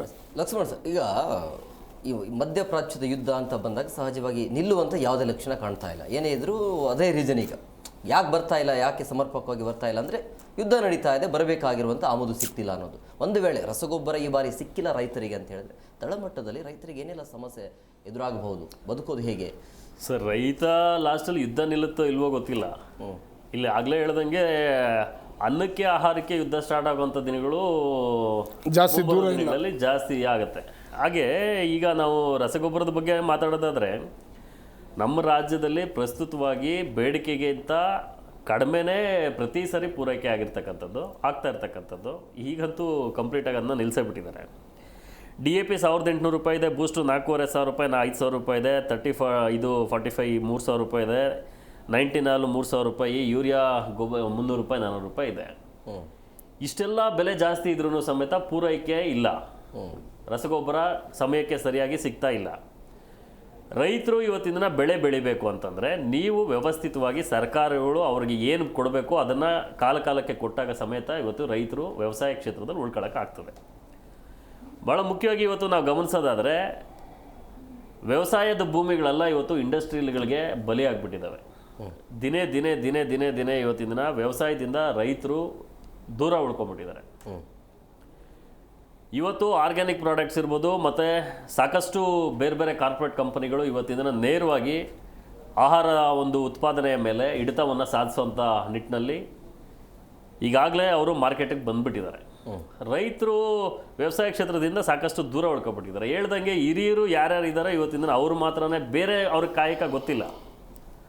ಆ ಒಂದು ಇದರಿಂದ ಬೆಳಗ್ಗೆ ಎದ್ದು ವ್ಯವಸಾಯ ಮಾಡ್ಕೊಂಡು ಏನು ಬೇಕೋ ಅದನ್ನು ಬೆಳ್ಕೊಂಡು ತಿನ್ಕೊಳ್ತಾ ಇರ್ತಕ್ಕಂಥ ಪರಿಸ್ಥಿತಿ. ಇವತ್ತು ನಮ್ಮ ಕೋಲಾರಲ್ಲಿ ನೋಡೋದಾದರೆ ಇವತ್ತಿನ ದಿನ ಕ್ಯಾಪ್ಸಿಕಮ್ಗೆ ತಾನು ಬೆಳಿಬೇಕು ಅಂತಂದರೆ ಎಷ್ಟು ಖರ್ಚಾಗ್ತದೆ ಅಂತಂದರೆ ಮಾರ್ಕೆಟಿಗೆ ತೊಗೊಂಡೋದ್ರೆ 2 ರೂಪಾಯಿ 3 ರೂಪಾಯಿ 5 ರೂಪಾಯಿ ಕೆಜಿಗೆ. ಅಲ್ಲಿ ಕೂಲಿ ಸಮೇತ ಬರಲ್ಲ. ಇವತ್ತು ಕೂಲಿ ಆಳುಗಳಿಗೆ ಇವತ್ತಿನ ದಿನ ಹೆಚ್ಚು ಕಡಿಮೆ ಅವರೊಂದು ಕೂಲಿ ಸಮೇತ ರೈತನಿಗೆ ಗಿಟ್ಪಾಟ್ ಆಗ್ತಾ ಇಲ್ಲ.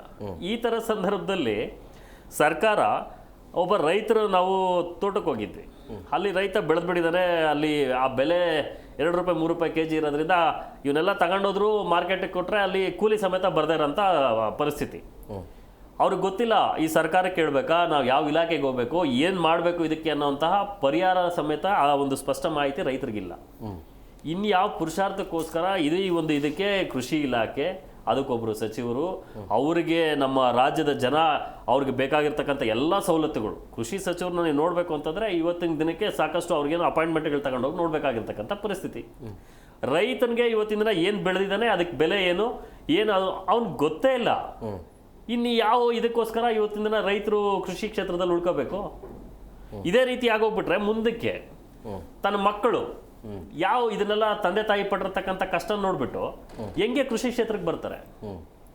ಮಕ್ಕಳಾಗಿ ತಂದೆ ತಾಯಿಗೆ ನಾವೇನು ಯೋಚನೆ ಮಾಡ್ತೀವಿ, ನಾವು ಪಟ್ಟಿರ್ತಕ್ಕಂಥ ಕಷ್ಟ ಸಾಕಪ್ಪ, ನನ್ನ ಮಕ್ಳಿಗೆ ಬೇಡ, ಸಿಟಿಗಳಿಗೆ ಕಳಿಸ್ಬಿಟ್ಟು ಏನೋ ಒಂದು ಕೆಲಸ ಮಾಡ್ಕೊಂಡು ನೀವು ಬದುಕೊಳ್ರಿ ಅಂತಕ್ಕಂಥ ಪರಿಸ್ಥಿತಿ ಆಗಿ ಇವತ್ತಿನ ದಿನ ಹಳ್ಳಿ ಬಿಟ್ಟು ಇವತ್ತಿನ ದಿನ ಎಲ್ಲನೂ ಯುವಕರು ಕೃಷಿ ಸಿಟಿ ಕಡೆಗೆ ಪ್ರಯಾಣ ಮಾಡಿಬಿಟ್ಟಿದ್ದಾರೆ.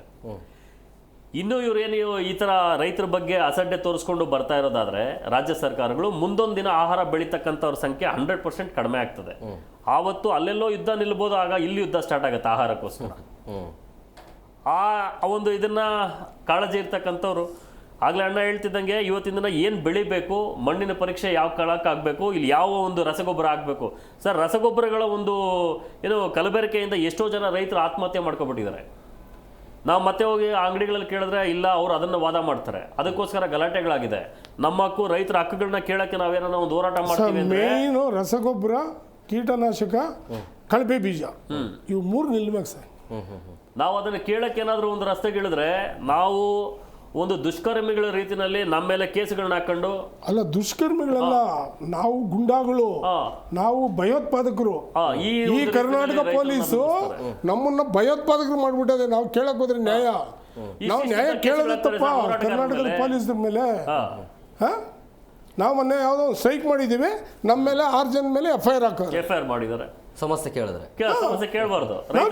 ಸಮಸ್ಯೆ ಈಗ ನೋಡಿ ಸರ್, ಹೋರಾಟಗಾರರ ಮೇಲೆ ಕೇಸ್ಗಳನ್ನ ಹಾಕೊಂಡೇ ಬರ್ತಾ ಇದ್ರೆ ಇವ್ರ ವಿರುದ್ಧ ಧ್ವನಿ ಎತ್ತಕ್ಕಂಥವ್ರು ಯಾರು ಧ್ವನಿ ಎತ್ತಬಾರ್ದು ಅಂತಕ್ಕಂಥ ರೈತರನ್ನ ಮಟ್ಟ ಹಾಕಬೇಕು, ಹೋರಾಟಗಾರರನ್ನ ಹತ್ತಿಕ್ತಕ್ಕಂಥ ಕೆಲಸ ಇಲಾಖೆಯನ್ನು ಉಪಯೋಗಿಸ್ಕೊಂಡು ನೇರವಾಗಿ ಸರ್ಕಾರ ಮಾಡ್ತಾ ಇದೆ.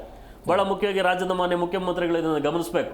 ಅವರು ಇವತ್ತಿನ ದಿನ ಮಾನ್ಯ ಮುಖ್ಯಮಂತ್ರಿಗಳಾಗಿರ್ತಕ್ಕಂಥದ್ದು ರೈತಾಪಿ ಹಿನ್ನೆಲೆಯಿಂದ ಪ್ರೊಫೆಸರ್ ನಂಜುಂಡಸ್ವಾಮಿ ಅವರ ಒಂದು ಇದರಲ್ಲಿ ಅವರು ಬಂದಿರತಕ್ಕಂಥವ್ರು, ಅವರು ಆಪ್ತರು, ಹೋರಾಟದಲ್ಲಿ ಅವರು ಪಾಲುಗಾರರು. ಯಾಕೆ ಇದನ್ನೆಲ್ಲ ತಾವು ಗಮನಿಸ್ತಾ ಇಲ್ಲ? ಯಾಕೆ ಸಿದ್ದರಾಮಯ್ಯನವ್ರ ಶಕ್ತಿ ಕುಂದೋಗ್ಬಿಟ್ಟಿದೆ ಅಂತಕ್ಕಂಥದ್ದು ಬಹಳ ಮುಖ್ಯ. ಈ ಹಿಂದೆ ಸಿದ್ದರಾಮಯ್ಯನವ್ರನ್ನ ನಾವು ಯಾವತ್ತೂ ಈ ರೀತಿ ನೋಡಲೇ ಇಲ್ಲ. ಕಳೆದ 3-4 ವರ್ಷಗಳಿಂದ ನಾವು ನೋಡೋದಾದ್ರೆ 100% ರೈತರ ಬಗ್ಗೆ ಕಾಳಜಿ ಇಲ್ಲದೆ ಇರ್ತಕ್ಕಂಥ ಸರ್ಕಾರ ಯಾವ್ದಾದ್ರು ನಮ್ಮ ರಾಜ್ಯದಲ್ಲಿ ಅದು ಈ ಕಾಂಗ್ರೆಸ್ ಆಡಳಿತ. ಸರ್ ನಾರಾಯಣ್ ಸರ್, ಈಗ 1 ಎಕರೆ ಅಂತ ಬಂದಾಗ ಎಷ್ಟು ರಸಗೊಬ್ಬರ ಪ್ಯಾಕೆಟ್ ಬೇಕಾಗುತ್ತೆ ಸರ್? 1 ಎಕರೆಗೆ ಅಂತಂದರೆ ನಾವು ಬೆಳೆ ಬೆಳೆಯೋದ್ರ ಮೇಲೆ ಅದು ಇದಾಗುತ್ತೆ. ಇವಾಗ ನಾವು ರಾಗಿ ಬೆಳೆ ಬೆಳಿಬೇಕಾದ್ರೆ 1 ಎಕರೆಗೆ ಮಿನಿಮಮ್ ನಮಗೆ 2 ಮೂಟೆ DAP ಬೇಕು. ಸ್ಟಾರ್ಟಿಂಗಲ್ಲಿ 2 ಮೂಟೆ DAP ಬೇಕು 1 ಎಕರೆಗೆ. ಮತ್ತು ನಾವು ಅದನ್ನು ಎಡೆ ಹೊಡಿತೀವಿ. ಎಡೆ ಅಂದರೆ ಕುಂಟೆ, ಅಂದರೆ ಪೈರು ಜಾಸ್ತಿ ಒತ್ತಿಗಿರುತ್ತೆ ರಾಗಿ, ಅದು ಮಧ್ಯೆ ಕಳೆ ಪಳೆ ಎಲ್ಲ ಹೋಗ್ಬೇಕು ಅಂತೇಳಿ ಎಡೆ ಕುಂಟೆ ಅಂತ ಹೊಡಿತೀವಿ. ಅದು ಈಗೆಲ್ಲ ಟ್ಯಾಕ್ಟ್ರಲ್ಲಿ ಹೊಡಿತಾರೆ, ಮೊದಲೆಲ್ಲ ಎತ್ತುಗಳಲ್ಲಿ ಹೊಡಿತಾ ಇದ್ದೀವಿ ನಾವು. ಅದು ಏನಾಗುತ್ತೆ, ಆ ಟೈಮಲ್ಲಿ ಒಂದು ಅರ್ಧ ಮೂಟೆ ಇಲ್ಲ 3/4 ಮೂಟೆ ರಸಗೊಬ್ಬರ ಯಾವುದಾದ್ರೂ DAP ಹಾಕಲ್ಲ. 19, 19, 17, 17, 20, 20, 15, 15 ಈ ಥರ ಗೊಬ್ಬರಗಳು ನಾವು ಹಾಕ್ತೀವಿ. ಇದೆಲ್ಲ ಆದಮೇಲೆ ಪೈರು ಒಂದು ಸ್ವಲ್ಪ ಏಜಿಗೆ ಬರ್ತದೆ. ಏಜಿಗೆ ಬಂದು ಇನ್ನೇನು ತೆನೆ ಬರಬೇಕು ಅಂದಾಗ 1 ಎಕರೆಗೆ ಒಂದು ಅರ್ಧ ಇಂದ 3/4 ಮೂಟೆ ನಾವು ಹಾಕ್ತೀವಿ. ಕೆಲವು ಕಡೆ ಜಾಸ್ತಿ ಹಾಕ್ತಾರೆ, ಕೆಲವು ಕಡೆ ಕಮ್ಮಿ ಹಾಕ್ತಾರೆ. ಆಮೇಲೆ ಏನಾಗ್ತದೆ ಅಂತಂದರೆ, ಈಗ ಈ ರಸಗೊಬ್ಬರಗಳ ಬೆಲೆ ಜಾಸ್ತಿ ಮಾಡಿರೋದ್ರಿಂದ ಈ ಉತ್ತರ ಕರ್ನಾಟಕದ ಭಾಗದಲ್ಲಿ ರಾಯಚೂರು ಇರ್ಬೋದು, ಕೊಪ್ಪಳ ಇರ್ಬೋದು, ಗದಗ ಇರ್ಬೋದು, ಯಾವುದೇ ಒಂದು ಜಿಲ್ಲೆಗೆ ಹೋದಾಗ ಅಲ್ಲಿನ ಜನ ಏನು ಮಾಡ್ತಾರೆ ಅಂತಂದರೆ, ಕಡಿಮೆ ರೇಟ್ ಇರೋದು ಯೂರಿಯಾ 300 ರೂಪಾಯಿ. ಅದಕ್ಕೆ ಏನು ಮಾಡ್ತಾರೆ ನಾವು, ಒಂದು ರಸಗೊಬ್ಬರ 1800 ರೂಪಾಯಿ ಏನಕ್ಕೆ ಕೊಡೋದು ಅಂತೇಳಿ ಯೂರಿಯಾ ಹೆಚ್ಚಿಗೆ ಯೂಸ್ ಮಾಡ್ತಾರೆ. ಇದು ಸಮಸ್ಯೆ. ಈಗ ನಾವಿಲ್ಲೇನು ಮಾಡಿದ್ವಿ ಅಂದರೆ, ನಾವು ಬರೀ ಹೊಲ, ಜೋಳ, ರಾಗಿ ಈ ಥರ ನಾವು ಮಾಡೋದ್ರಿಂದ ನಮ್ಮದೊಂದು ಲಿಮಿಟಾಗಿ ನಾವು ಮಾಡ್ಕೊತೀವಿ. ನಾವು ಎಷ್ಟೇ ಬೆಲೆ ಬಂದ್ರೂ ಏನೇ ಆದ್ರೂ ಅದಕ್ಕೆ ತಕ್ಕನಾಗಿ ಏನು ಹಾಕ್ಬೇಕೋ ಅದು ಹಾಕ್ತೀವಿ. ಈ ಉತ್ತರ ಕರ್ನಾಟಕ ಭಾಗದಲ್ಲಿ ಇವಾಗ ನೋಡಿ, ಈಗ ನೀವು ಹೇಳೋದು ಭರಣಿ ಮಳೆ, ಈ ಭರಣಿ ಮಳೆ ಈಗ ಉಯ್ದುಬಿಟ್ರೆ ತಕ್ಷಣ ಶೇಂಗಾ, ಹೆಸರು, ಉದ್ದು, ಅಲಸಂದಿ ಇವೆಲ್ಲ ಹಾಕ್ತಾರೆ. ಈಗೆಲ್ಲ ಬೆಳೆ ಅದೇ ಬೆಳೆಯೋದವರು ಆ ಕಡೆ ಎಲ್ಲ ಪೂರ್ತಿ. ಏನು ಹೆಸರು, ಉದ್ದು, ಅಲಸಂದೆ, ಈ ಶೇಂಗಾ ಇಂಥವೆಲ್ಲ ಬೆಳೀತಾರೆ. ಇದಾದಮೇಲೆ ಶೇಂಗಾ ಬೆಳೆ ಇವೆಲ್ಲ ಹೆಸರು, ಉದ್ದು ಎಲ್ಲ ಆದಮೇಲೆ ಅದು ಹಿಂಗಾರು ಬೆಳೆ ಅಂತೇಳಿ ಮಾಡ್ತಾರೆ. ಆವಾಗ ಏನು ಮಾಡ್ತಾರೆ ಅಂದರೆ, ಆವಾಗ ಹೊಲ ಹಂಗೆ ಉಳುಮೆ ಮಾಡ್ತಾರೆ, ತಕ್ಷಣ ಇಮಿಡಿಯೇಟ್ಲಾಗಿ ಕಡಲೆ, ಜೋಳ, ಬಿಳಿಜೋಳ ಈ ಥರ ಐಟಮ್ಗಳೆಲ್ಲ ಬೆಳೆ ಬೆಳೀತಾರೆ. ಅವ್ರಿಗೆ ಏನಂದರೆ ಇಷ್ಟೇ, ರಸಗೊಬ್ಬರ ರೇಟು ಒಂದು ಲಿಮಿಟ್ ಆಗಿದ್ದರೆ ಅವರು ರಸಗೊಬ್ಬರ ಯೂಸ್ ಮಾಡ್ತಾರೆ. ಈ ರಸಗೊಬ್ಬರ ಬೆಲೆ ಜಾಸ್ತಿ ಇರೋದ್ರಿಂದ ಏನು ಮಾಡ್ತಾರೆ, ಯೂರಿಯಾ ತಗೊಂಡೋಗಿ ಜಾಸ್ತಿ ಯೂಸ್ ಮಾಡ್ತಾರೆ. ಇದು ಸಮಸ್ಯೆ. ಅದಕ್ಕೆ ನೋಡಬೇಕು ಅಂದರೆ, ಯೂರಿಯಾ ಆಗ್ಬೋದು, ರಸಗೊಬ್ಬರ ಆಗ್ಬೋದು, ಒಂದು ಸಮತೋಲನವಾಗಿ ಬೆಲೆ ಇಟ್ಟರೆ ಆವಾಗ ಅವರು ಹೇಳಿದ್ರೆ ಹಿಂಗೆಲ್ಲ ಹಿಂಗೆ ಅಂತ ಹೇಳಿದಾಗ ಅವ್ರು ಹಾಕ್ತಾರೆ. ಆ ಕಡೆ ಪರಿಸ್ಥಿತಿ ಹೆಂಗೆ, ಅಯ್ಯೋ 300 ರೂಪಾಯಿ ಇದು ಸಾಕ್ಬಿಡು, ಒಂದು ಮೂಟೆ ಯೂರಿಯಾ ತಂದ್ಬಿಟ್ಟು ಹಾಕೋಣ ಅಂತ ಹೇಳ್ಬಿಟ್ಟು 300 ರೂಪಾಯಿಗೆ ಒಂದು ಮೂಟೆ ಯೂರಿಯಾ ತಂದು ಹಾಕ್ಬಿಡ್ತಾರೆ. ಮಾತಾಡೋಣ, ಬ್ರೇಕ್ನ ಸಮಯ ಆಗಿದೆ, ಬ್ರೇಕ್ ತೊಗೊಂಡು ಬಂದುಬಿಡ್ತೀನಿ. ಬ್ರೇಕ್ ಆದ ಬಳಿಕ ಈಗ ಮಧ್ಯಪ್ರಾಚ್ಯದಲ್ಲಿ ಯುದ್ಧ ನಡೀತಾ ಇದೆ. ಸದ್ಯಕ್ಕೆ ಅದು ನಿಲ್ಲುವಂಥ ಯಾವುದೇ ಲಕ್ಷಣ ಕಾಣ್ತಾ ಇಲ್ಲ. ಒಂದು ವೇಳೆ ರಸಗೊಬ್ಬರ ಬಂದಿಲ್ಲ ಅಂತ ಹೇಳಿದ್ರೆ ಪರ್ಯಾಯ ವ್ಯವಸ್ಥೆ ಏನಾದರೂ ಇದೆಯಾ? ರಸಗೊಬ್ಬರದ ಬದಲಾಗಿ ಏನಾದರೂ ಮಾಡಬಹುದಾ ರೈತರು? ಲಕ್ಷ್ಮಣ್ ಸರ್, ಈಗ ರೈತರನ್ನು ನಾವು ದೇಶದ ಬೆನ್ನೆಲುಬು ಅಂತ ಕರಿತೀವಿ. ಬಟ್ ಈಗಿನ ದಿನಮಾನಗಳಲ್ಲಿ ರೈತರನ್ನು ನೋಡುವಂಥ ದೃಷ್ಟಿಕೋನ ಯಾವ ರೀತಿ ಆಗಿದೆ? ಅದೇ ಇಲ್ಲಿ ಬಹಳ ಮುಖ್ಯವಾಗಿ ನಾವು ನೋಡೋದಾದ್ರೆ, ಆ ಚಿತ್ರದಲ್ಲಿ ನೀವು ಹಿಂದ್ಗಡೆ ಹಾಕಿದಿರಲ್ಲ ಈ ಪ್ರೋಗ್ರಾಮ್ದು ಚಿತ್ರ, ರೈತನ ಚಿತ್ರ ಮಾತ್ರ ಆರ್ಕಲ್ ಬಟ್ಟೆ ಒಂದು ಶಾಲ್ ಇದೆ. ಅದ್ರ ಪಕ್ಕದಲ್ಲಿ ಇರ್ತಕ್ಕಂಥ ನ್ಯಾಯ ಕೊಡ್ಬೇಕಾಗಿರ್ತಕ್ಕಂಥ ಸಚಿವರು ಮಾತ್ರ ತುಂಬಾ ಚೆನ್ನಾಗಿ ಡ್ರೆಸ್ ಮಾಡ್ಕೊಂಡಿದ್ದಾರೆ. ಇದು ಬಹಳ ದೊಡ್ಡ ದುರಂತ ಇದೆ, ಅಷ್ಟೇ ಡಿಫ್ರೆನ್ಸ್. ಹಾಗಾಗಿ ರೈತನ್ನ ನೋಡ್ತಕ್ಕಂಥ ದೃಷ್ಟಿಕೋನ ಬದಲಾಗ್ತದೆ. ಮೊದಲನೇದಾಗಿ ರೈತರ ಪರವಾಗಿ ಕೆಲಸ ಮಾಡಕ್ ಬಂದಿರ್ತಕ್ಕಂಥವ್ರು ಅವರು ಸಚಿವರು ಯಾರೇ ಆಗಲಿ, ರೈತರ ಕಷ್ಟ ಕೇಳ್ತಕ್ಕಂಥವ್ರು ಆ ಮನೋಭಾವ ಇಟ್ಕೊಂಡು ಕೆಲಸ ಮಾಡ್ತಕ್ಕಂಥವ್ರು ಬಂದ್ರೆ, ಕೃಷಿ ಇಲಾಖೆ ಕೃಷಿನಲ್ಲಿ ಅವ್ರಿಗೆ ಅನುಭವ ಇರ್ತಕ್ಕಂಥವ್ರಾದ್ರೆ ಅವರು ಅದಕ್ಕೊಂದು ನ್ಯಾಯ ಮಾಡ್ಬೋದು. ಏನು ಇಲ್ಲದೆ ಇರ್ತಕ್ಕಂಥವ್ರು ಗೆದ್ದಿದ್ದಾರೆ ಚುನಾವಣೆಯಲ್ಲಿ ಪ್ರಭಾವಿಗಳು ಅಂತ ಅಂದ್ಬಿಟ್ಟು ಯಾವುದೋ ಒಂದು ಪೋಸ್ಟ್ ತಗೊಬಂದ್ಬಿಟ್ಟು ಮಾಡಿದ್ರೆ ಅವ್ರು ಏನು ನ್ಯಾಯ ಮಾಡ್ಲಿಕ್ಕಾಗುತ್ತೆ? ದುಡ್ಡು ಮಾಡೋದೊಂದೇ ನ್ಯಾಯ. ಹಾಗಾಗಿ ಇಲ್ಲಿ ರೈತರಿಗೆ ಅನ್ಯಾಯ ಆಗ್ತದೆ. ಆಗ್ಲೇ ನೀವು ಹೇಳ್ತಿದ್ದಂಗೆ ಯುದ್ಧ ಆಗ್ತಿದೆ, ಕರೆಕ್ಟ್. ಯುದ್ಧದ್ದೊಂದು ನೆಪ ನೀವು ಕೊಡ್ಬೇಕಾಗಿರ್ತಕ್ಕಂಥದ್ದು ಸರ್ಕಾರ ಕೊಡ್ತಾ ಇದೆ. ಆದ್ರೆ ಮುಂದಿನ ದಿನಗಳಲ್ಲಿ ಆಹಾರ ಬೆಳಿಲಿಕ್ಕೆ ಆಹಾರದ ಒಂದು ಭದ್ರತೆ ದೃಷ್ಟಿನಲ್ಲಿ ಇವತ್ತಿನ ಸಾಕಷ್ಟು ಸಮಸ್ಯೆಗಳಾಗ್ತದೆ. ಆವತ್ತಿನ ದಿನದಲ್ಲಿ ಯಾವ ಸಚಿವರಾಗ್ಲಿ ಇನ್ನೊಬ್ಬರಾಗ್ಲಿ ಇದಕ್ಕೆ ನ್ಯಾಯ ಮಾಡ್ತಕ್ಕಂಥದಕ್ಕೆ ಆಗೋದಿಲ್ಲ. ಆಗ ಬಹಳ ಮುಖ್ಯವಾಗಿ ಸರ್ಕಾರಗಳು, ಯಾವ ಸರ್ಕಾರ ಇದ್ರೂ ಅಷ್ಟೇ, ನಾವೇನು ಈ ರಾಜ್ಯ ಸರ್ಕಾರ ಅಥವಾ ಕೇಂದ್ರ ಸರ್ಕಾರ ಅಂತಕ್ಕಂಥದ್ದಲ್ಲ, ಯಾವ ಸರ್ಕಾರ ಇಲ್ಲಿ ಅಸ್ತಿತ್ವದಲ್ಲಿದೆ ಅದ್ರ ವೈಫಲ್ಯ ಇದು. ರೈತರ ಮಕ್ಕಳಿಗೆ ಹೆಣ್ಣು ಕೊಡೋದಿಲ್ಲ ಅನ್ನೋದು ಎಣ್ಣೆ ಕೊಡ್ತಾರೆ ಸರ್. ಇಲ್ಲಿ ಏನಾಗ್ತದೆ, ರೈತರು ಇವಾಗ ಹೆಣ್ಮಕ್ಳು ನಾವು ಒಂದು ಮನೆಗೆ ಕೊಡ್ಬೇಕು ಅಂದ್ರೆ ಅವ್ರ ಹಿನ್ನೆಲೆ ನಾವು ಚೆಕ್ ಮಾಡ್ತೀವಿ, ಏನ್ ಮಾಡ್ತಿದಾರಪ್ಪ ಇವರು ಅಂತ. ಅವರು ಈ ತರ ಪರಿಸ್ಥಿತಿಯಲ್ಲಿ ಇದ್ದಾಗ ಯಾವ ಮನೆಯಲ್ಲಿ ಹೆಣ್ಮಕ್ಳನ್ನ ಕೊಟ್ಟು ಇವ್ರು ಹೆಂಗ್ ಪೋಷಣೆ ಮಾಡ್ತಾರೆ ಅಂತಕ್ಕಂಥದ್ದು ಬಹಳ ಮುಖ್ಯ ಆಗ್ತದೆ. ನೀವು ಊಟ ಆಗ್ಬೋದು, 3 ಹೊತ್ತು ರೈತರ ಮನೆಗಳಲ್ಲಿ ಆಹಾರಕ್ಕೆ ಏನು ತೊಂದರೆ ಇಲ್ಲ, ಹೇಗಾದ್ರೂ ಬೆಳೀತಾನೆ. ದೇಶಕ್ಕೆ ಅನ್ನ ಹಾಕೋರ್ ಮನೆಯಲ್ಲಿ ಯಾವತ್ತೂ ಅನ್ನಕ್ಕೆ ತೊಂದರೆ ಆಗೋದಿಲ್ಲ. ಅದು ಪರಿಸ್ಥಿತಿ ಈ ತರ ಇದೆ. ಅದು ರಾಜ್ಯ ಸರ್ಕಾರ ನೀವು ಹೇಳ್ಬೋದು ಅಷ್ಟೇ, ಹೆಣ್ಮಕ್ಳು ಹೆಣ್ಣು ಸಿಗ್ತಾ ಇಲ್ಲ ಅದು ಇದು ಅಂತಕ್ಕಂಥದ್ದು ಅದೆಲ್ಲ. ವಾಸ್ತವಾಂಶ ಏನಂತಂದ್ರೆ ರೈತ ಆರ್ಥಿಕವಾಗಿ ಬದಲಾವಣೆ ಆಗಬೇಕು, ಆರ್ಥಿಕವಾಗಿ ಸಶಕ್ತನಾದಾಗ ಅವ್ರಿಗೂ ಸಮೇತ ಅದು ಅನುಕೂಲ ಆಗ್ತದೆ. ಹೆಣ್ಣು ಕೊಡ್ತಾರೆ, ಎಲ್ಲ ಇರುತ್ತೆ. ಒಂದಿದ್ದಾಗ ಮನೆಯಲ್ಲಿ ಹೆಣ್ಣು ಬಂದೇ ಬರುತ್ತೆ. ಆ ಒಂದು ಯಾಕಿಲ್ಲ ಅಂದರೆ ರೈತರು ಇವತ್ತಿನ ನೇಣಾಕಂಡು ಸಾಯಂತ ಪರಿಸ್ಥಿತಿಗಳಲ್ಲಿ ಇದ್ದಾಗ, ಈಗ ನನ್ನ ಕುಟುಂಬ ತಗೊಂಡ್ಬಿಟ್ರೆ ನಮ್ಮ ತಾತ ರೈತ, ನಮ್ಮ ಅಪ್ಪ ರೈತ. ನಾನು ರೈತ ಯಾಕಾಗಲ್ಲ ಅಂತಂದ್ರೆ ನಮ್ಮ ತಾತ ಪಟ್ಟಿರ್ತಕ್ಕಂಥ ಕಷ್ಟ, ನಮ್ಮ ತಂದೆ ಪಟ್ಟಿರ್ತಕ್ಕಂಥ ಕಷ್ಟ ನಾನು ಕಣ್ಣಾರೆ ನೋಡಿ ಆ ಮನೇಲಿ ಯಾರೋ ಒಬ್ರು ಆತ್ಮಹತ್ಯೆ ಮಾಡ್ಕೊಂಡ್ಬಿಟ್ರೆ ಅವ್ರು ಕೃಷಿ ಸವಾಸನೆ ಮಾಡಲ್ಲ, ಮತ್ತೆ ಕೃಷಿ ಬಗ್ಗೆ ಅವ್ರು ನೋಡ್ತಕ್ಕಂಥ ಚಿತ್ತನೇ ಬೇರೆ ಇರ್ತದೆ. ಆ ಕಾರಣಗಳಿಂದ ಇವತ್ತಿನ ದಿನ ರೈತರು ವ್ಯವಸಾಯ ಕ್ಷೇತ್ರದಿಂದ ಹಿಂದೆ ಉಳ್ಕೊಳ್ತಾ ಇದ್ದಾರೆ. ನೀವು ಹೇಳ್ದಂಗೆ ರೈತರ ಮನೆಗಳಿಗೆ ಹೆಣ್ಣು ಕೊಡೋದಕ್ಕೆ ಯಾಕೆ ಆಗೋದಿಲ್ಲ ಅಂದರೆ, ಯಾವ ಕಾರಣದಲ್ಲಿ ಯಾವ ಟೈಮ್ನಲ್ಲಿ ಇವನು ಆತ್ಮಹತ್ಯೆ ಮಾಡ್ಕೊಂಡು ಸತ್ತೋಗ್ತಾನೋ, ಮಗಳ ಭವಿಷ್ಯನ ಯೋಚನೆ ಮಾಡ್ತಾರೆ ಹೆಣ್ಮಕ್ಳು ಎತ್ತಿರೋರು. ಆ ಕಾರಣ ಇದು ಈ ಒಂದು ಪರಿಸ್ಥಿತಿಗೆ ಇವತ್ತಿನ ದಿನ ರೈತಾಪಿ ಕುಟುಂಬಗಳು ಬಂದಿದ್ದಾವೆ. ಇವಾಗಲೇ ಕೇಳಿದ್ರಿ ರೈತರು ಹೆಂಗೆ ಅಂತಂದರೆ, ರೈತರ ಪರಿಸ್ಥಿತಿ ಹೀಗಿದೆ. ನಾವು ಉತ್ತರ ಕರ್ನಾಟಕದಲ್ಲೇ ನೋಡ್ಬೇಕಾದ್ರೆ ಇವತ್ತಿಗೂ ರೈತರು ತುಂಬ ಆರ್ಥಿಕವಾಗಿ ತುಂಬ ಚೆನ್ನಾಗಿದ್ದಾರೆ ಸರ್. ಎಲ್ಲಿ ಇವತ್ತಿನ ಸಣ್ಣ ಸಣ್ಣ ರೈತರಿಗೆ ಇದು ನೇರವಾಗಿ ಅವರು ಪ್ರಾಣವನ್ನೇ ಕಳ್ಕೊಳ್ತಕ್ಕಂಥ ಪರಿಸ್ಥಿತಿಗಳಿಗೆ ದೂಡ್ತಾ ಇರ್ತಕ್ಕಂಥದ್ದು ಸರ್ಕಾರಗಳ ವೈಫಲ್ಯ, ಆಡಳಿತದ ವೈಫಲ್ಯ. ಕಾಲಕ್ಕೆ ಯಾವ ಬೆಳೆ ಬೆಳಿಬೇಕು, ಆ ಬೆಳೆನ ಹೇಗೆ ಸಂಸ್ಕರಣೆ ಮಾಡಬೇಕು, ಅದನ್ನ ಮಾರ್ಕೆಟ್ಗೆ ಹೇಗೆ ತಗೊಂಡೋಗ್ಬೇಕು, ಇದ್ರ ಬಗ್ಗೆ ಮಾಹಿತಿ ಕೊಡಬೇಕಾಗಿರ್ತಕ್ಕಂಥದ್ದು ಸರ್ಕಾರ. ಅದೆಷ್ಟೋ ಚಾನೆಲ್ಗಳು ನಿಮ್ಮ ರೀತಿ ಕಾಳಜಿ ವಹಿಸಿ ರೈತರ ಬಗ್ಗೆ ಪ್ರೋಗ್ರಾಮ್ ಮಾಡ್ತಾ ಇದ್ದಾವೆ, ನಾವು ನೋಡ್ಬೇಕಾಗ್ತದೆ. ದಿನನಿತ್ಯ ಇದ್ರೆ ರಾಜಕಾರಣದ ಕಿತ್ತಾಟಗಳನ್ನ ನಾವು ನೋಡ್ಕೊಂಡು ಬೆಳೆದ್ಬಿಟ್ಟಿದ್ದೀವಿ. ಅದೆಷ್ಟೋ ಜನ ರೈತರಿಗೆ ಮಾಹಿತಿನೇ ಇಲ್ಲ. ಕೃಷಿಯಲ್ಲಿ ವಿಜ್ಞಾನಿಗಳ ಸಂಖ್ಯೆ ಜಾಸ್ತಿ ಆಗ್ಬೇಕು, ಕೃಷಿ ವಿಜ್ಞಾನಿಗಳು ಇವತ್ತಿನ ಹೊರಗಡೆ ಬರ್ಬೇಕು, ಇಲಾಖೆಯ ಅಧಿಕಾರಿಗಳು ನಿರಂತರವಾಗಿ ರೈತರ ಜೊತೆಗೆ ಸಂಪರ್ಕದಲ್ಲಿರ್ಬೇಕು. ರೈತರು ತಾನು ಬೆಳೆದಿರ್ತಕ್ಕಂಥ ಬೆಳೆಗಳಿಗೆ ನೇರವಾಗಿ ಹೋಗಿ ಅವತ್ತು ಕಷ್ಟ ಕೇಳಿ ಅವತ್ತಿನ ದಿನ ಬೆಳೆಗಳಿಗೆ ನ್ಯಾಯ ಮಾಡತಕ್ಕಂಥ ಕೆಲಸ ಆದ್ರೆ ನಿಕಟ ಸಂಪರ್ಕ ಇರಬೇಕು. ಎಸ್ ಮತ್ತೊಬ್ಬರು ಗೆಸ್ಟ್ ಜಾಯ್ನ್ ಆಗಿದ್ದಾರೆ, ನಾನು ಕಾರ್ಯಕ್ರಮಕ್ಕೆ ವೆಲ್ಕಮ್ ಮಾಡಿಬಿಡ್ತೀನಿ. ಆರ್ಥಿಕ ತಜ್ಞರಾಗಿರುವಂತಹ ಅನಿಲ್ ಭಾರದ್ವಾಜ್ ಅವರು ಸರ್, ಕಾರ್ಯಕ್ರಮಕ್ಕೆ ಆತ್ಮೀಯವಾದಂಥ ಸ್ವಾಗತ. ನಮಸ್ಕಾರ. ಎಸ್ ಅನಿಲ್ ಸರ್, ಈಗ ಭಾರತದಲ್ಲಿ ಉತ್ಪಾದನೆಗೆ ಕೊರತೆ ಇದೆ ಅನ್ನೋದು ಸ್ಪಷ್ಟವಾಗಿ ಗೊತ್ತಾಗ್ತದೆ. ನಮ್ಮ ಡಿಪೆಂಡಿಂಗ್ ಜಾಸ್ತಿ ಇದೆ. ಸೊ ಹಂಗಾಗಿ ಆರ್ಥಿಕ ಕಾರಣಗಳೇನು ಉತ್ಪಾದನೆ ಕಡಿಮೆ ಆಗೋದಕ್ಕೆ? ನೋಡಿ, ಎಲ್ಲ ಜಿ ಕನ್ನಡ ನ್ಯೂಸಿನ ವೀಕ್ಷಕರಿಗೆ ನನ್ನ ನಮಸ್ಕಾರಗಳು. ಈಗ ಮುಂಗಾರು ಚುರುಕುಗೊಳ್ತಾ ಇದೆ, ಇನ್ನೇನು ಬೇಸಿಗೆ ಕಳೆದು ಮಳೆ ಬರುವಂಥ ಸಮಯ. ರೈತರೆಲ್ಲರೂ ಚುರುಕಾಗ್ತಾರೆ. ಭೂದೇವಿಗೆ ನೀರನ್ನು ಆಕಾಶದಿಂದ ಮಳೆ ರೂಪದಲ್ಲಿ ದೇವರು ಹರಿಸ್ತಾನೆ. ಆದರೆ ಅದಕ್ಕೆ ಪೌಷ್ಟಿಕಾಂಶಗಳನ್ನು ನಾವು ಗೊಬ್ಬರದ ಮುಖಾಂತರ ಕೊಡಬೇಕಾಗತ್ತೆ. ಈ ಗೊಬ್ಬರದಲ್ಲಿ ಸುಮಾರಷ್ಟು ರಸಗೊಬ್ಬರ, ಸಾವಯವ ಗೊಬ್ಬರ ಅಂತೆಲ್ಲ ಇರೋದ್ರಿಂದ ಮುಖ್ಯವಾಗಿ ರಸಗೊಬ್ಬರದ ಬಗ್ಗೆ ನಾವು ಇವತ್ತು ಮಾತಾಡ್ತಾ ಇದ್ದೀವಿ. ಈ ರಸಗೊಬ್ಬರ ಅನ್ನುವಂಥದ್ದು ಭೂಮಿಗೆ ಭಾಳ ಮುಖ್ಯವಾಗಿರುವಂಥದ್ದು. ಇದರಲ್ಲಿ DAP, MOT ಅಂತ ಬೇರೆ ಬೇರೆ MOP ಈ ಥರ ಬೇರೆ ಬೇರೆ ರೀತಿಯಾದಂಥ ಗೊಬ್ಬರಗಳೆಲ್ಲ ಇದೆ. ನಾವು ಈ ಯೂರಿಯಾ, ಎಸ್ಪೆಷಲಿ ಯೂರಿಯಾದನ್ನು ಅಥವಾ ಅಮೋನಿಯಂ ನೈಟ್ರೇಟ್ ಅಂತೇನು ಹೇಳ್ತೀವಿ, ಇದನ್ನು ನಾವು ಇಂಪೋರ್ಟ್ ಮಾಡ್ಕೋತೀವಿ ಸುಮಾರಷ್ಟು. ನಮಗೆ ಇಡೀ ವರ್ಷಕ್ಕೆ ಸುಮಾರು 300ರಿಂದ 350 ಮೆಟ್ರಿಕ್ ಟನ್ನಷ್ಟು, lakh metric ton, 350 lakh metric ಟನ್ನಷ್ಟು ಇಡೀ ಭಾರತದಲ್ಲಿ ಮುಖ್ಯವಾಗಿ ಅದರ ಅವಶ್ಯಕತೆ ಇದೆ. 300ರಿಂದ 350 ಲಕ್ಷ ಮೆಟ್ರಿಕ್ ಟನ್ನಷ್ಟು. ನಮ್ಮ ಕರ್ನಾಟಕಕ್ಕೂ ಸುಮಾರು 35ರಿಂದ 40 ಮೆಟ್ರಿಕ್ ಟನ್ನಷ್ಟು, ಲಕ್ಷ ಮೆಟ್ರಿಕ್ ಟನ್ನಷ್ಟು ಅವಶ್ಯಕತೆ ಇದೆ.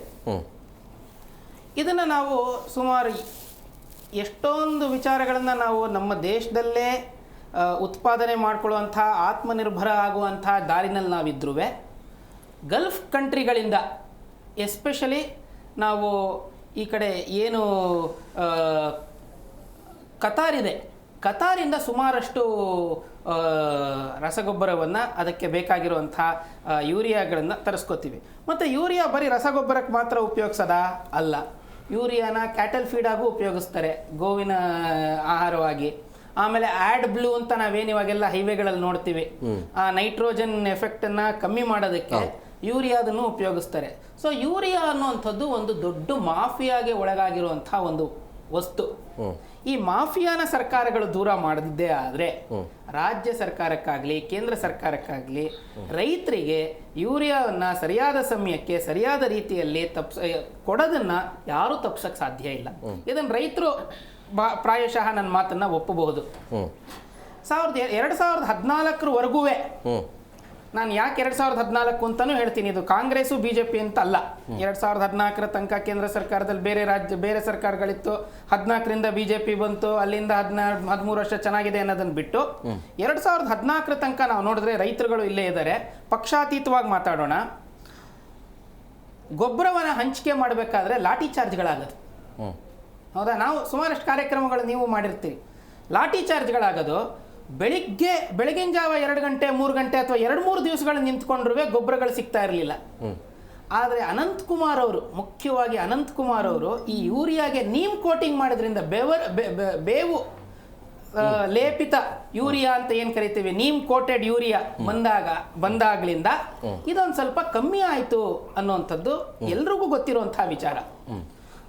ಆಗೇನಾಗತ್ತೆ, ನೀಮ್ ಕೋಟೆಡ್ ಆಗಿದ ತಕ್ಷಣನೇ ಅದರ ಬೇರೆ ಬೇರೆ ಉಪಯೋಗಗಳೇನಿದೆ, ಯೂರಿಯಾದ ಬೇರೆ ಬೇರೆ ಉಪಯೋಗಗಳೇನಿದೆ ಅದೆಲ್ಲ ಕಮ್ಮಿ ಆಗ್ತಾ ಬರುತ್ತೆ. ಅದನ್ನು ಬೇರೆ ಬೇರೆದಕ್ಕೆ ಉಪಯೋಗಿಸೋದಕ್ಕಾಗಲ್ಲ. ಅದನ್ನು ಮುಖ್ಯವಾಗಿ ಬೇವೆ ಮಿಶ್ರಿತವಾಗಿರೋದ್ರಿಂದ ಭೂಮಿಗೂ ಅದು ಫಲವತ್ತತೆಯನ್ನು ಕೊಡುತ್ತೆ, ರೈತರಿಗೆ ಅದು ಮುಖ್ಯವಾಗಿ ಅದು ಹೆಲ್ಪ್ ಆಗುತ್ತೆ.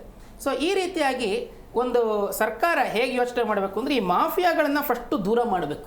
ಈ ಯೂರಿಯಾ ಮಾಫಿಯಾ ಏನಿದೆ ಅದನ್ನು ದೂರ ಮಾಡಿ ರೈತರಿಗೆ ಬೇಕಾಗಿರುವಂಥದ್ದನ್ನು ಸರಿಯಾಗಿ ಒದಗಿಸ್ಬೇಕು.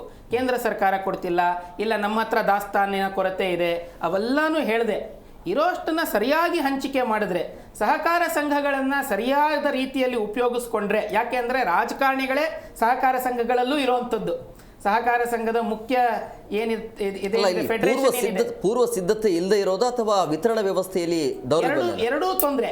ಒಂದು ಪೂರ್ವ ವ್ಯವಸ್ಥೆ ಇಲ್ಲ. ಯಾಕೆಂದ್ರೆ ಈಗ 4-5 ತಿಂಗಳಿಂದನೂ ಯುದ್ಧ ಜಾರಿನಲ್ಲಿದೆ. ಹೌದಾ? 6 ತಿಂಗಳಿಂದಾನೇ ನಮಗೆ ಗೊತ್ತಿದೆ ಯುದ್ಧ ಆಗ್ತಿದೆ ಅಂತ. 4 ತಿಂಗಳಿಂದ ಯುದ್ಧ ಜಾರಿನಲ್ಲೇ ಇದೆ.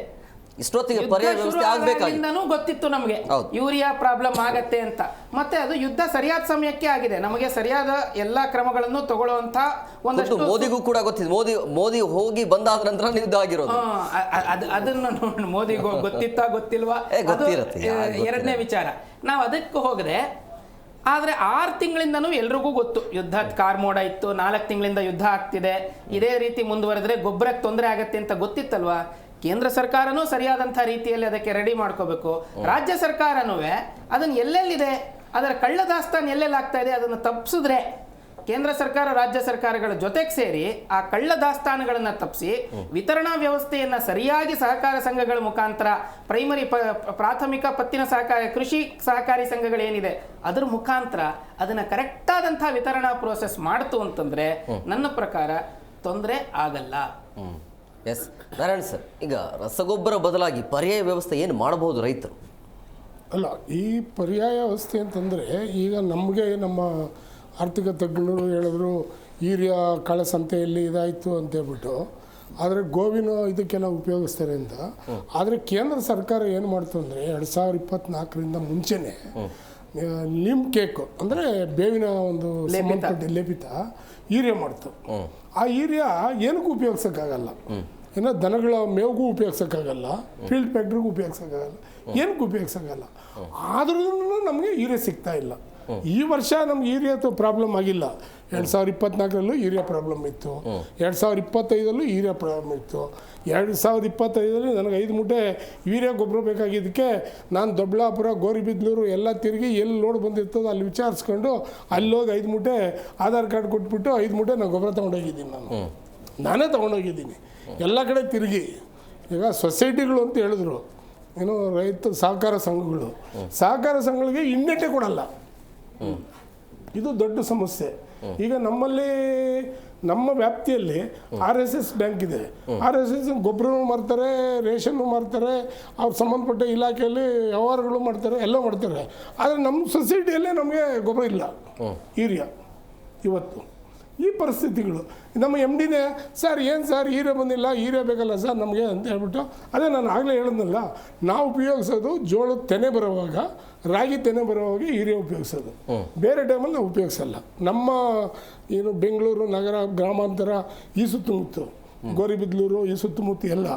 ಆದರೆ ಇದೇ ಉತ್ತರ ಕರ್ನಾಟಕ ಇದೆಯಲ್ಲ, ಉತ್ತರ ಕರ್ನಾಟಕದಲ್ಲಿ ಯೂರಿಯಾ ಕಮ್ಮಿ ಇರೋದ್ರಿಂದ ರೇಟು ಪ್ರತಿಯೊಬ್ಬರು ಈಗ ಹೇಳಿದ್ರಲ್ಲ, ಎಷ್ಟೋ ಜಗಳ ಆಗ್ತಾಯಿದ್ವು, ಗೋಲಿಬಾರ್ಗಳಾಗ್ತಾಯಿದ್ವು ಅಂತ ಹೇಳ್ಬಿಟ್ಟು ಅಲ್ಲಿ ಏನು ಮಾಡ್ತಾರೆ ಅಂದರೆ 1800 ರೂಪಾಯಿ ಯಾವಾಗ DAP ಹೋಯ್ತು ಅವಾಗ ಏನು ಮಾಡ್ತಾರೆ ಅಂದರೆ ಯೂರಿಯಾ 300 ರೂಪಾಯಿ ಯೂರಿಯಾಗೆ ಒಬ್ಬರ ಮೇಲೆ ಒಬ್ಬರು ಮಿಂದಿಟ್ಲು ಬಿಟ್ಟು ಗೊಬ್ಬರ ತಗೊತಾರೆ. ಅದೇ DAPನ ಬೆಲೆ ಕಡಿಮೆ ಮಾಡಿದ್ರೆ ಆಟೋಮೆಟಿಕ್ಕಾಗಿ ಯಾರು ಯೂರಿಯಾಗೆ ಜಗಳ ಮಾಡಲ್ಲ, ಹಾಕ್ತಾರೆ, ರಸಗೊಬ್ಬರ ಹಾಕ್ತಾರೆ.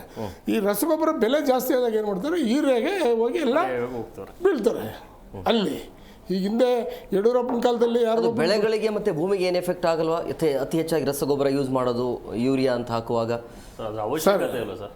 ಇವತ್ತು ರಸಗೊಬ್ಬರದ ಬಗ್ಗೆ ರೈತನಿಗೆ ಗೊತ್ತಿರಲಿಲ್ಲ.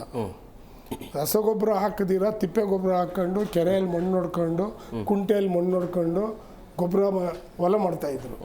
ನಮ್ಮ ತಂದೆ ಕಾಲದಲ್ಲಿ, ನಮ್ಮ ತಾತನ ಮುತ್ತಾತನ ಕಾಲದಲ್ಲಿ ಎಲ್ಲೋ ಬೂದಿ ಗುಂಡಿ ಅಂತಿರೋದು, ಅಲ್ಲಿ ಹೋಗ್ಬಿಟ್ಟು ಗೊಬ್ಬರ ಹೊಡ್ಕೊಂಡು ಅಲ್ಲಿಂದ ತಗೊಂಬಂದು 3 ತಿಂಗಳು ಮಣ್ಣು ಹೊಡಿಯೋರು ಹೊಲಕ್ಕೆ, ಚೆಲ್ಬಿಟ್ಟು ಉಳೋರು, ಉತ್ಬಿಟ್ಟು ಅದರಲ್ಲೇ ಇದು ಮಾಡೋರು. ಅವಾಗ ಏನಾಗೋದಂದ್ರೆ ಹೊಲಗಳು ಫಲವತ್ತತೆ ಇತ್ತು. ಅವಾಗೇನು ಮಾಡಿದ್ರು ಈ ಸರ್ಕಾರದವರು GKVK ಮುಖಾಂತರ, ರೈತರು ಯಾಕೋ ನೀವು ಅದನ್ನ ಮಣ್ಣು ಹೊಡಿತೀರಾ, ಕಳ್ತನ ಬಿದ್ಕೊಂಡು 10 ಗಂಟೆ ಮೇಲೆ ಕಾಲ ಹಾಕೊಂಡು ಟೈಮ್ ಪಾಸ್ ಮಾಡ್ಕೊಂಡು ಬರ್ರೋ ಒಂದು ಮೂಟೆ ಗೊಬ್ಬರ ತಗೊಳ್ರ 100 ರೂಪಾಯಿ ಅಂತೇಳಿ 100 ರೂಪಾಯಿಗೆ 200 ರೂಪಾಯಿ ಕೊಟ್ಟಾಗ ಅವ್ರೇನು ಮಾಡಿದ್ರು, ತಗೊಂಡೋದ್ರು, ಚೆಲ್ಲಿದ್ರು, ಬೆಳೆ ಚೆನ್ನಾಗಾಯಿತು, ಅದಕ್ಕೆ ಹೋದ್ರು ಎಲ್ಲ. ಈಗ ನೀವು ಆರ್ಗ್ಯಾನಿಕ್ ಮಾಡಿ ಅಂತಂದರೆ ಅದರಲ್ಲೂ ಒಂದು ಪ್ರಾಬ್ಲಮ್ ಇದೆ ಆರ್ಗ್ಯಾನಿಕಲ್ಲೂ. ಇವತ್ತು ಮಾವಿನ ಗಿಡಕ್ಕೆ ನಾವು ರಸಗೊಬ್ಬರ ಹಾಕಿಲ್ಲ ಅಂದರೆ ಹಣ್ಣು ಕಲರ್ ಬರಲ್ಲ, ಹಣ್ಣು ಟೇಸ್ಟ್ ಬರಲ್ಲ, ಚೆನ್ನಾಗಿ ಇದು ಬರಲ್ಲ. ಅಂದರೆ ನೋಡೋಕ್ಕೆ ಚೆನ್ನಾಗಿರ್ಬೇಕು ಮೇಲ್ಗಡೆ, ಜನ ಒಳಗಡೆಗೆ ಯೋಚನೆ ಮಾಡಲ್ಲ.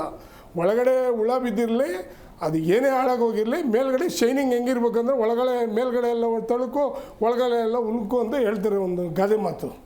ಆ ಥರ ಅದೇ ನಾವು ಆರ್ಗ್ಯಾನಿಕ್ ಪದ್ಧತಿಯಲ್ಲಿ ಬೆಳೆದಾಗ ಇಷ್ಟು ಕಾದ ಬರ್ತದೆ ಮಾವಿನ ಹಣ್ಣು, ಅದು ಕೊಂದ್ರಾಗಿ ಇರ್ತದೆ. ಅವಾಗ ಏನು ಮಾಡಿದೆ, ಇದ್ಯಾವುದು ಚೆನ್ನಾಗಿಲ್ಲ, ಇದೇನಕ್ಕೆ ಇದಕ್ಕೆ ಇಷ್ಟು ಕೊಡ್ತೀರ ರೇಟು ಅಂತ. ಅವ್ರಿಗೆ ಗೊತ್ತಿಲ್ಲ ಇದರಲ್ಲಿ ರಾಸಾಯನಿಕ ವಸ್ತು ಇದೆ, ಇದು ನೋಡೋಕೆ ಹಿಂಗಿದೆ, ಇದನ್ನು ನಾವು ತಿಂದರೆ ನಾವು ಮುಂದೆ ಒಂದು ಕ್ಯಾನ್ಸರ್ ಪೀಡಿತನೋ ಇನ್ನೊಂದು ಮತ್ತೊಂದು ಬರ್ತದೆ ನಮಗೆ ಅಂತ ಯಾರೂ ಯೋಚನೆ ಮಾಡಲ್ಲ. ಏನು ಚೆನ್ನಾಗಿದೆ ನೋಡೋಕ್ಕೆ, ನೋಡಿ ಚೆನ್ನಾಗದೆ, ಬೆಂಡೆಕಾಯಿ ಚೆನ್ನಾಗದೆ ತಗೋ, ನೋಡೋಕ್ಕೆ ಸೂಪರು ಬೆಂಡೆಕಾಯಿ, ಆದರೆ ಅದು ರಾಸಾಯನಿಕ ಇದು ಆಗಿರ್ತದೆ. ಗೊಬ್ಬರ ಹಾಕ್ದಿರಿ ಯಾರು ಬೆಳೆಯಲ್ಲ.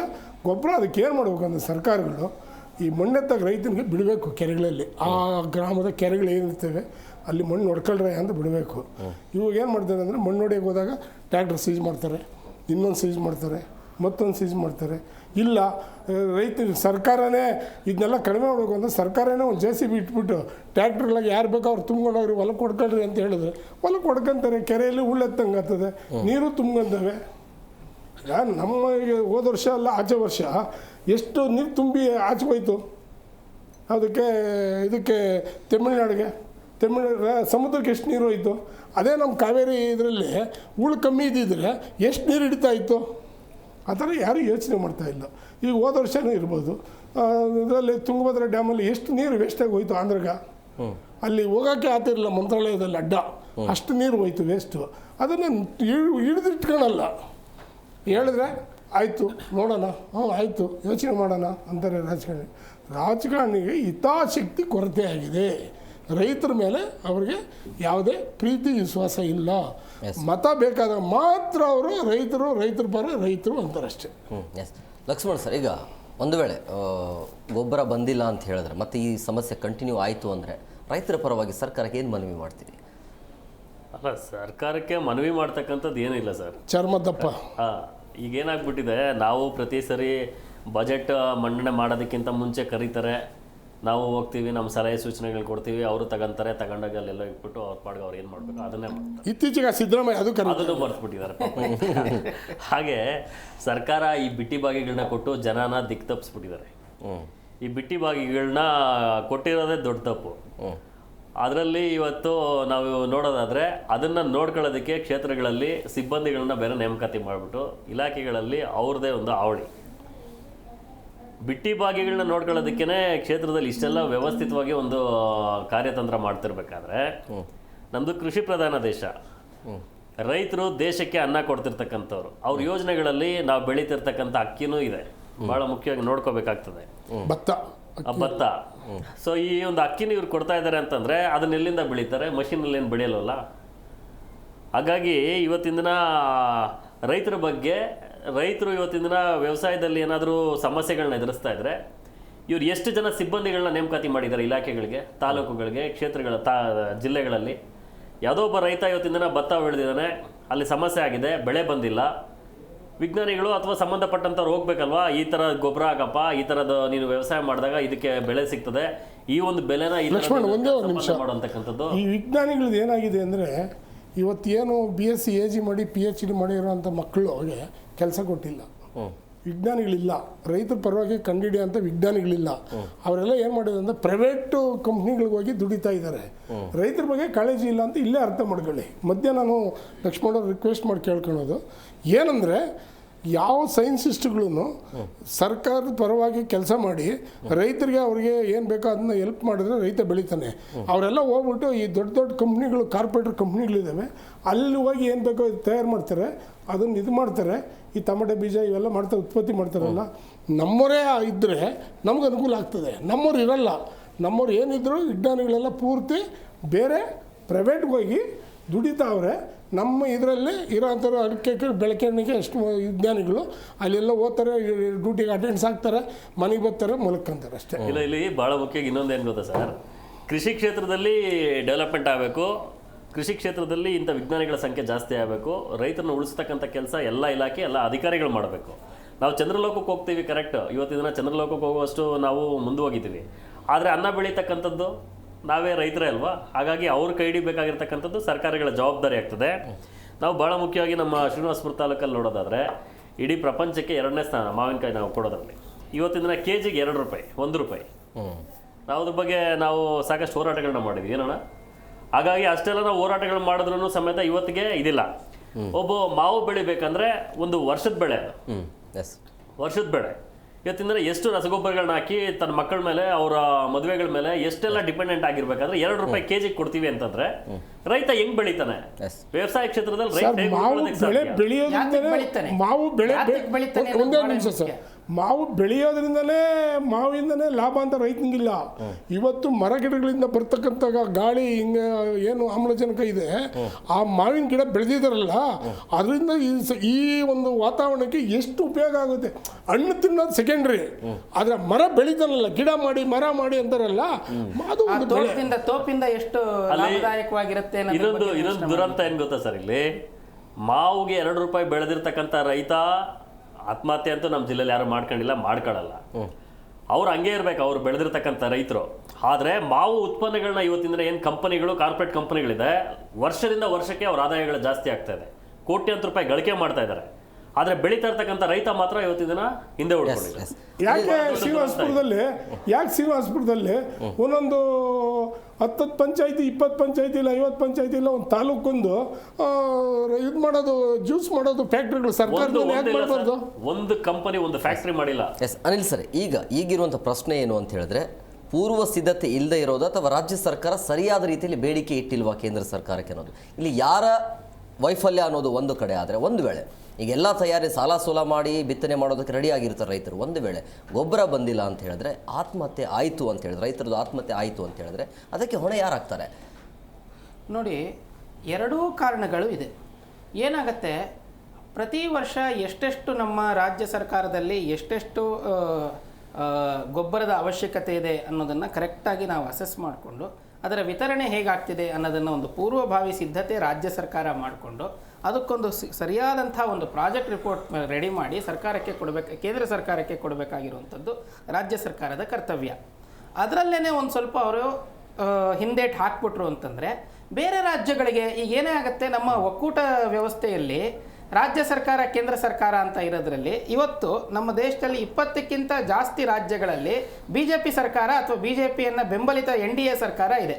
ನಮ್ಮ ರಾಜ್ಯದಲ್ಲಿ ನಮ್ಮ ಸರ್ಕಾರಕ್ಕೆ ಕಾಂಗ್ರೆಸ್ ಸರ್ಕಾರ ಇರೋದ್ರಿಂದ ಸಾಮಾನ್ಯವಾಗಿ BJP ಸರ್ಕಾರ ಕೇಂದ್ರ ಸರ್ಕಾರದಿಂದ ಕಾಂಗ್ರೆಸ್ ಇರುವಂತಹ ರಾಜ್ಯ ಸರ್ಕಾರಕ್ಕೆ ಕೊಡುವಂಥದ್ದು ಸಾಮಾನ್ಯವಾದ ಧೋರಣೆಗಳೇ ಇರುತ್ತೆ.